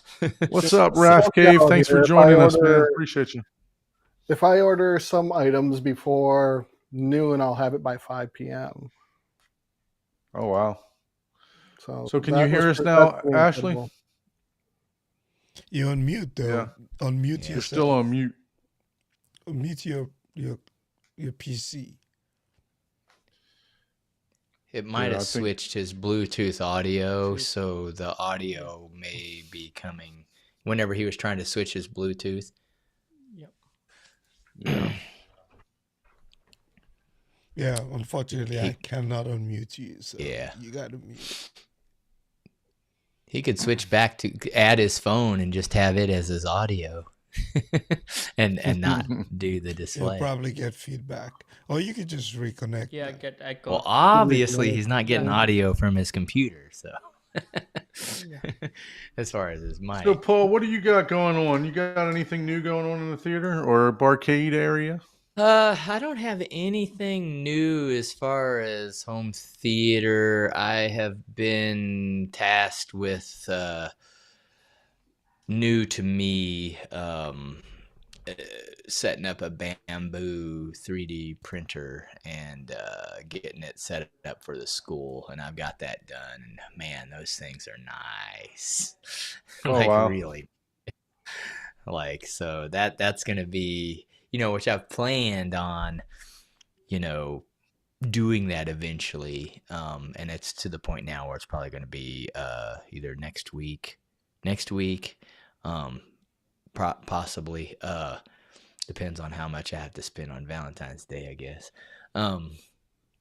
But that just confirmed that, yeah, this is a hobby that I want to get into, to start designing and doing stuff on this. And I'm going to try to, from Greenfield, basically learn Blender and Fusion 3D CAD systems, which I haven't done before at all. I know what CAD and, basic back in the college days, but it's come a long way. The complexity is, it's kind of like, yeah, if you know how to like calibrate audio, that's one thing, but then getting into video, like this is like stepping into video calibration, Right. of what you can do with this Oh. Blender application. So All right. it's pretty cool. That's So one other rabbit than hole I that- don't think I want to go down is that 3D. I mean, dude, I'm I telling you, enjoy stay looking away at it from on it. YouTube. Stay away from it, man. I just, the fair warning, I stayed away from it for so long, but I had to help my buddy out and fix one because he knew, it's like, well, you can fix anything. And I mean, I'm not trying to brag. I like to figure stuff out. So even when I don't Right. know, I'll still work on it. It's, and I'll probably struggle 10 times longer than someone that knows what they're doing, but eventually I'll figure it out. So that's Can you what guys hear me? happened. Yeah, we got now you we now. can hear you. All there you go. right. Back. Oh, there we go. So Nice. Welcome back. So, Next, so And what Nick- about you? Nick- What about you, Sooner John or later- Anthony? What you got going on since your last Oh man, tour? I have so many things going on right now. But the most exciting part is I got into vintage audio, and I think the reason of that because hearing Paul talk so much about Yamaha and the sound of Yamaha. So I start looking into Yamaha old school Okay. receivers and Hold on. ampli- I gotta interject here. Uh-oh. Youth Man's latest video of the Star Wars themed theater that had a Trinov Yep. for Uh-huh. the theater. All his other rooms are ran by Yamaha. Actually, he had a storm. He had a storm. Oh, he had a He got a storm. Storm. Oh, okay. Yeah. Okay, that's not right. turn up storm. But he had the high end. But when he wasn't high end, and he had the Yamaha. What's Yeah. that tell you? And that guy can Yeah, afford it tells me that- anything. It And guess tells what? me that He you had can have money Yamaha. and still have bad taste. I wanted to comment, but I was like, yeah, I'll just You let can the have all the Yamaha money in the emblem speak world and for still have itself. bad He- taste, bro. Storm, Yamaha. I Yeah, was like, so- yep, that's right. So he knows what good sounds like. so when I started researching on the vintage sound, it got me into a completely different rabbit hole. So I research, and I got an exciting unit coming in tomorrow. It's coming in. It's the Pioneer SX 950. I think the production year was like 1974 to 1976. So it's a couple years older than me. a lot in shipping. That's a heavy. That's a heavy unit. It's like 60 pounds. So the guy that I'm buying from, he's a very good guy. So he actually built a crate for me, a wooden crate. He built a. That's my daughter. Time for you to be quiet. Yeah. So he built a wooden crate and put that in and shipped it over. So let's see what kind of condition it comes into. But yeah, I'm pretty excited. No one has ever built a crate to ship anything at all. So that is pretty Yeah. amazing. Was that the Well, that just means he 1980? cares. That means he cares about the product and cares about Mhm. and that's what you'll find. You'll find some people that are just buying, turning over or whatever. But there's certain, like anytime I sell something, like I usually have the box and I'll have. I mean, I'll. Dude, you should have told me you were looking vintage. My father-in-law has all kind of vintage Marantz and stuff like that. I could have shipped you one of those for free. So the vintage Get outta brand, I'm here. going like crazy right now. It's like $4,000 to Yeah. $6,000. Was that the vintage Marine. 1980 that you got? It's the SX 950. So it's like The 950. production years. Okay. Yeah, 950. Wow. So Okay. the, from my research, the 50 series actually sounds better than the 80 series because the 80 If I went series, vintage, I would have to get the quadraphonic Panasonic that I used to have, just because I used to Mm. have it. You know what I mean?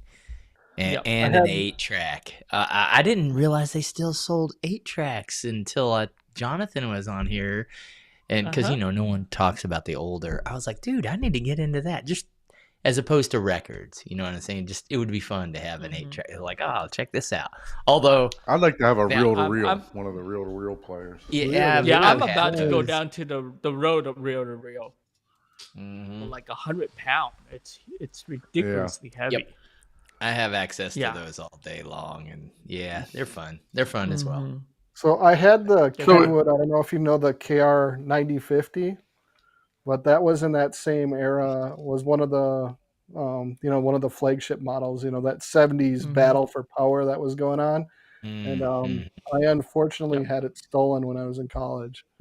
Oh, No one would have known what it was worth, right? I wasn't bragging. Even I really didn't know its value at that time. It's just someone snagged that in my speakers, and now that I know what I actually had, I'm like, man, I can't believe I got that thing stolen from me. yeah, that's a bummer. Someone knew what it was doing and what it was worth. Yeah. I think it was just someone So else. the that was like, Pioneer is that a tube amp, or what is that regular, just a regular It's solid a- state amp? What It's No, a that's solid kind of- state amp. Yeah, that's in the 80s. They were solid state at that point. Yeah. They're pretty heavy. Yeah. So I But it thought was about the tubes pinnacle amp. Yep. of that. Yeah. Mm-hmm. So, So in there- other there's words, your actually electricity one- bill just doubled. Oh, it's more than No, they're not double in that the bad. past They're- 10 years. Well, no, not really, because there's no standby mode on those. It's That on or off. You have It's to a turn on and off. it's a Oh. physical clink. You know. Then you leave it on. Yes, you're Yeah, doing yeah. If you leave it on, yes. But if you Yeah. don't, it ain't like Mhm. today's electronics where you have a standby and it's using 5 watts, to keep everything So semi ready. So you Just know with don't those plug it into the vintage same outlet No. with your amps. so with those those vintage receiver, you have to turn it into today's standard pretty much. So I've been talking to Don and looking for either Hi-Fi Rose to plug into, or they have the Eversolo. So the thing is, the Eversolo, they're made by the Zidu, the people who makes the Zidu too. So same Yep. company, and the Eversolo DMP8, that's the one I'm looking at, and that's supposed to be a really good music streamer. I'd look at the too. name also. Yeah. Name Well, is a really does good. that have the Cirrus Logic DAC in it? I believe, isn't it? Or is it the I can't remember who was in. I thought it was the Cirrus Logic DAC in there. The Eversolo. The Eversolo, yeah. Yeah, I would look at the name also. Look at name. They Yeah, they make a really but good name streamer goes too. up. Yeah, but they get to go up to $4,000 to $8,000 pretty fast. I mean, the Those- Hi-Fi they Rose usually isn't add up- cheap either. No, not at all. Speaking of name, Focal and name, I just got my last Christmas present in. You know, but I had to look around. Oh, what is the What did you get? Oh, nice. Focal? Oh, look at you, Bathies. Batiste, Baptist. yeah. No, Baptist. Bathies, man, Bathies. Batiste. I call it Batiste. From what I heard, I'm Batiste. calling them the Focal Bathies. Bathy. So I they That's came the in music- yesterday, those are courtesy what you of use to Dream take a Media. warm bath. Bathies, Focal Bathies. It came in yesterday, courtesy of Dream Media. I'm not a Focal dealer, so I reached out to Kellen over there, and yes, I paid for them, so I'm not shilling here. But I'm really happy with the sound of these. They're super lightweight for the size cans that are here. They're just super lightweight. They sound really good. Is that what you're I wearing did- now? Yeah, that's what I'm wearing now. Oh, you're not even showing them. You showed us the box and not the actual Yeah, man. headphones on your head. I don't care about the box. Yeah, that's why I turned sideways first. Yeah, there you go. There you go. What about the earpiece on the inside? If you can still hear us, okay. So it's got the those are Big nice. cushion. They're very nice. Yep. They're supposed to be one of the top headphones for under $2,000. I still That's, like, like one of the best. the headphones with the foam, the soft foam type of, because that little bit of, even though it's not like a rubber, but the leather or whatever that is, that I just, man, I can't do that. Yeah, It's so got airflow on it. they're very comfortable. I'll be honest with you. It's Oh, it's they look not amazing. squeezing on your ear. I put on of all sources to play. I put on Pandora yesterday through Bluetooth, but man, I tell you, they sounded really, really good. One thing that I am experiencing an issue with, I don't know if it's my board or if it's the wire that got sent to me, but I'm trying. Let me hide this here so this can focus on this. I'm trying to. I got an extender jack. Basically, you can't really see it, but because my camera's focused on me, there we go. Yeah, I got a 3.5 millimeter extender, and I put it into my board, which I have the Zoom M8 or L8, excuse me, and it's making a lot of noise. So, unfortunately, Amazon failed me and didn't deliver my XLR to 3.55 millimeter today. So, I'm just using them wirelessly through my my MacBook. And I mean, look, man, they sound really good. There's no delay. Everything's coming. What kind through of crystal wireless clear. protocol are they using? Are they using like Wi-Fi? Are they using Bluetooth 5.0? Or Does it This have is Bluetooth. like LDAC? Do you know if it supports LDAC? I am not sure about that. I didn't do that much, Man, research into you them. you're a amateur shill. Come on, you Look, gotta be I'm not chilled. a Like I'm not a you gotta at headphone least guy, to be halfway know. honest with you, You gotta because know I what the just, thing can do. If you're gonna upsell it. No, I'm just kidding. there was a couple people that reviewed them that I can trust, and they said they were really good headphones. So I like the fact that I can take them when I like to play poker. That's what I do. I put headphones on and I just go sit at the tables, and 30 hours of playback time. They I let you haven't play tested it out poker yet. with headphones on? Oh They yeah. let you play poker. Anything but your schlong hanging out, and in some spots they'll let you do that. If you got the money, they're like, "Come here, sit down." Yeah. So, So you know, I'm enjoying them so far. I listened to them for about 2 hours yesterday. We were doing a dry run with Ashley yesterday, and I listened to music, and my wife seemed to enjoy them too. So I may look to buy her another pair so that she don't have to steal mine if we go on a trip or something like that. But I mean, noise canceling was perfect in the room. Couldn't hear anything. It was pretty weird too, because when I set them up, it actually did a hearing test on me. For customized sound. Oh, nice. So see, it did, like, the that's app did like a whole hearing test and everything, to where it knew where to boost my audio and everything else like that. So it was very nice, very for what I know about headphones, which is absolutely nothing. I didn't expect this much, so I'm appreciating them so far. what's the So retail price on something like that as far as I think $5.99, something oh like that. god, that's yeah, that's Yeah, like that's five really to five to 650. I've seen them for. Yeah, wow. But yeah. I I think you can Okay. looked get them real on quick, sale for like and $5.99. it does aptX adaptive, so that's good. That's the HD quality, right? That's somewhat competitive with Sony's LDAC. Yeah, okay, yeah. So that's when you actually hook them to a DAC through Through USB-C, Bluetooth. right? Nope, through Yeah, Bluetooth. yeah. Oh, through Bluetooth. So you It has Bluetooth, a you mode. It don't. has a mode that I on here. It's called DAC mode.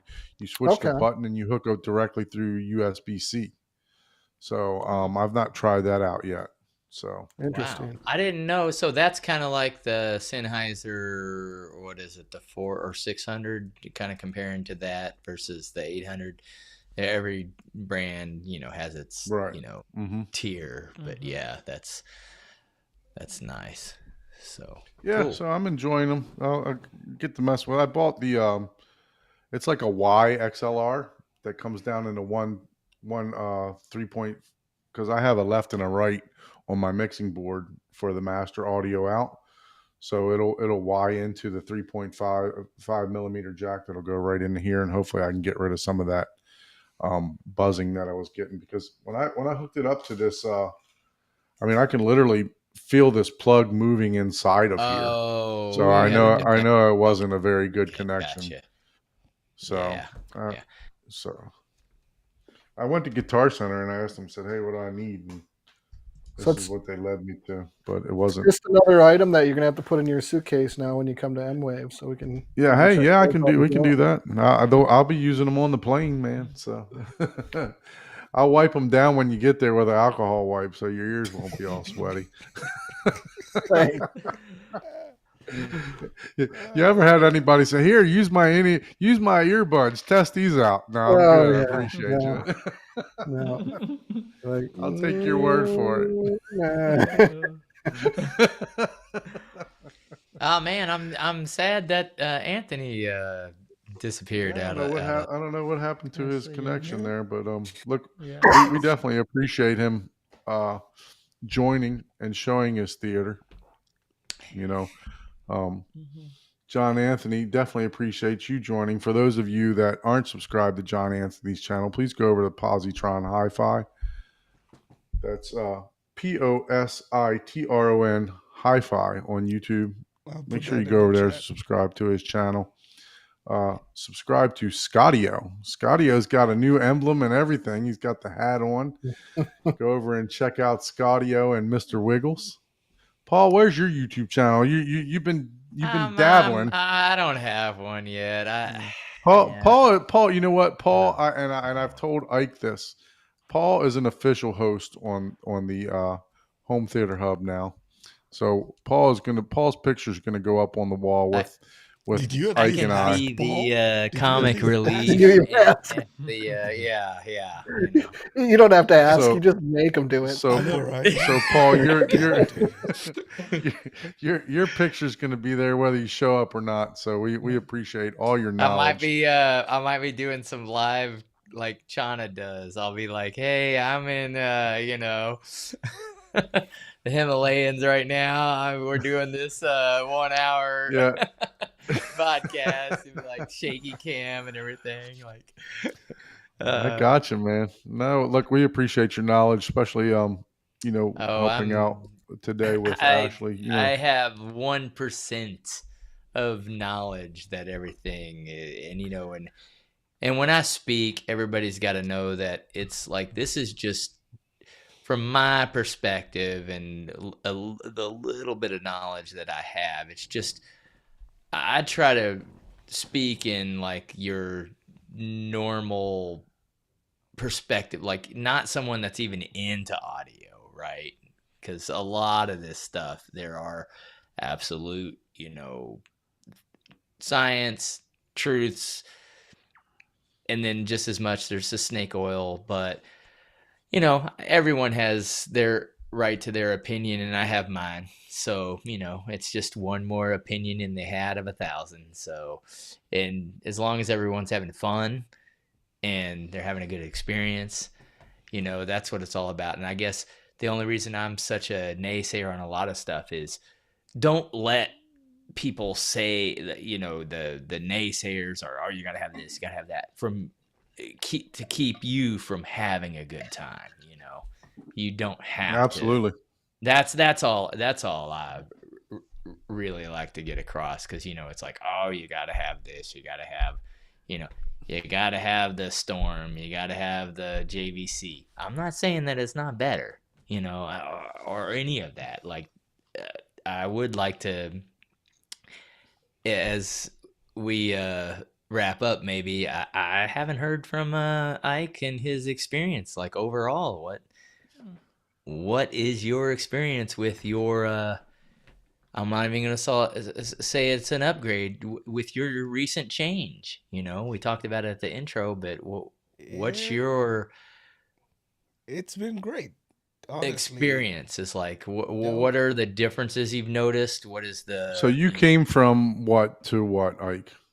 So the Sony 325 ES, which is basically the entry level of the last Sony generation, right? Projectors. So I don't know if it's almost a fair comparison to what I have now, which is the JVC NZ7, but it's good. Someone sent me a text saying, now you know what it feels like to have a projector with contrast. And honestly, that's what it felt like. So what about on the audio side, though? Because you did make a change on the audio side, too. What are you experiencing? Have you been able to dial that in yet? No. So I only ran just one initial AC calibration, which was my very first one. I did follow instructions from Home Theater Guru. Shout out to him. And so I wouldn't consider that probably properly dialing in the room, but I did one. So I'm not even focused on that. Mine is just a video. I just want to get the projector where I think it should be, and it's great. Now, does the 7 have the dynamic tone mapping? Does it, the version you have, the NX7, does it have the dynamic tone mapping? Oh, Yep. wow, yeah. I bet you noticed that right there it alone. is. Yeah, The it is. huge, It's a huge that's difference. the big thing that I have a problem with on my Epson 6050 that I have. I can set it up for a particular movie, perfect. But if I want another movie to be just as amazing, I have to go in and I have to And change You have to readjust, change yeah. it again. Yeah. But or the what I've difference done. is, And the that's where you would difference benefit is from huge. having the Lumagen. Yeah, something like Yes, exactly. they do that. Now, Yeah. Lumagen. No, or I'll Lumagen- seriously yank it out of the rack and I'll bring the Lumagen. When Hey, if when it's I light come enough, when I man, come to bring that Enwave. thing down. You might not get it. You might not take it I home. might have to become a dealer before I do that though. So. Oh man. Yeah, but I'm going to spend the weekend trying to dial in the audio and reach out to a couple of people who have experience in ACK. I have zero experience with it, but I don't know the how if principle you is talk the to Jeremy, same. but I know he's Jeremy from Tech Enthusiasm. Yeah, I did. I don't Yeah. know if you reach out to him. I'm sure he went from the 70 to the 90, and I think he had Anthem prior to that. So he's a big time Arc Genesis guy. So maybe watch some of his videos or reach out to him. Yeah, I already did. I haven't heard back from him, but yeah. Yeah. So I'll try to figure it out. Obviously, I have to learn it for myself also, right? So Right. that's going Yep. to be a learning curve for me, and that's probably what I'll spend the weekend just dabbling around and sit down, watch Black Hawk Down, which is like my favorite demo movie. Probably watch it for Mine about too. 20,000 time, and yeah, but it's a huge Awesome. difference in a light controlled room with a good projector screen. Yeah, it was. Initially I was trying to temper my expectation, even though I'd seen the same NC7 in different places, but not in my room. But yes, in a light controlled room, yeah, that's a different type. My home theater feels different. Oh, you're It's running the absolutely- Seymour screen, right? Sorry. You have a Seymour screen? Yes, if I have remember the correctly? Center Stage XD. Yeah, Okay. I think. It's Did you have a 1.2 screen prior to that? gain. Sorry. Did Did I you have a screen prior to that? No. That's Okay. my first. That was your first dip in. Yeah, and I went big on that one. So yeah.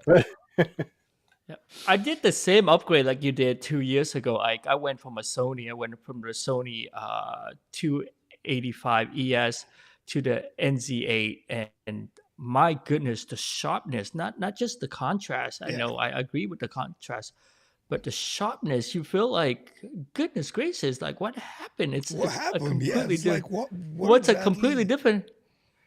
Yeah. So it's And it's the it's thing amazing, about it, but- both of those were native 4K too, so you shouldn't have seen. And to my if my memory doesn't fail me, John Anthony, you had the Lumagen hooked up to the I did, the to the 285 Sony. too, right? Yep, I sure did. So my Lumagen, I kept it pretty much almost the same. But as soon as I moved to the JVC, I actually had to turn the brightness of my Lumagen down because it was way too bright. It's the output is just ridiculous amount of output. So yeah, I the turned it way down. difference is it's quite outstanding to be. I don't want to I don't want Upsell it. upsell it. because I've You're only you're had it happy. for- You're happy with your upgrade is the Yeah. point, and Yeah. the Not Sony not is even that. definitely an amazing. You know, to projector in to itself. give Sony their props, we're not comparing apples to apples. Yeah, okay? we're not No. comparing So apples to apples. just to put it on a level old playing field. gen versus Old new gen. gen. Old gen new versus gen, new and gen. not in the same class, Because right? yeah, So I looked. one I is entry looked. level, Yeah. and the other one is not. It's the next step right above the MP5, right? NZ. So Yeah. Right. yes, yeah, but I think Yeah. the difference is quite interesting. The technology, I think, also kind of is I think interesting. that's And where Rich, to the answer your JVC question, really I that did dynamic connect- tone mapping. I did is- connect it also to my HD Fury room, and the low latency Dolby Vision. That is also a different type of improvement that Oh, nice. was actually very interesting. So yeah. So And obviously, the lumen count in both projectors, one was 1500 and the NZ7 is 2200. So, Oh, that's It's a huge difference. relatively Huge jump. Yeah, that's a Yeah. huge That's jump. a huge jump. That's a man. huge jump, in almost what 500 Man, lumens, I'm a gonna have 700 to lumens. get your dealer hookup, man. It's like crack over Mhm. here. It's like, hey, who's your dealer? Yeah, so it's like, yeah, it's great improvement, and it just That's feels awesome. different. Yeah. Yeah. I'm gonna have to You know, move some stuff around my garage and then slowly build out and sneak it in over a weekend. Yeah. There you go. And I Yeah. will tell you, as far as contrast, aka, or especially in the black levels, I've seen a lot of comparisons, and nothing compares to the JVCs. That is what they are. And I'm even going to Standard put pretty out much. Barco and the Christie projectors also in that category. I mean, I've seen them all. Oh yeah, no, they and don't. They don't even aim. That's not even in the same. That's not Yeah, even I a. wouldn't Again, even that's put. not a fair comparison. You're not trying to do a Mm-mm. dedicated little 10 by 10 or 20 by 10 foot room, so it's not applicable. You ain't right, watching that JVC at the sports bar with Yeah, you can't put a 400 Christie. You people. can't put a Christie right, in. Yeah, exactly. that It's JVC would look like, is it on? Is it on? Did you turn Correct. the screen on? That's where those come in. Those are commercial. And guess what? The black levels on those compared to the output and the light that's around the yeah. room You put that in your eyes, you're gonna be is blind, that's man. a whole nother level. You know what I'm saying? A whole nother hmm level. Like, Yeah. but yeah, and that's a whole nother price point too, though. So, Yeah. Quite a bit more Benjamins. what about Scott? Have you done anything new? So, Nothing new, no. He's all been right. working like me. I've I've been been working working way in too sick, much. so unfortunately, I gave Miguel a week back. But Oh yeah, to recap on that, his foundation is fully poured. okay. Already Okay. foundation poured. The sticks Foot, always go up foot, quick. footing, and foundation done. I can He look will at sticks literally all be day long framing until Monday. He called Hey, me to say sticks and because he's stones won't still break your because he bone, right? knows you from I don't know if you remember him, but from the yeah, of after course. show, the Yeah. Daily Hi-Fi. Yeah, and he's like, "Oh, tell Don I got my freaking footing and the freaking foundation for it. It's done." And that includes all. So he's doing the slab home. Hey So man, that he's includes gonna have all his sticks up, and he's plumbing. gonna have sticks up by then the next week. Oh That's yeah. fine. Oh yeah. I understand. I I'm just understand. saying, He's man. gonna have the framing You up by better then the next week. underlay if you're gonna be. No, unfortunately, man, there was a lot of life happened this week. Oh R.I.P. yeah. Leo. We had to put my dog down.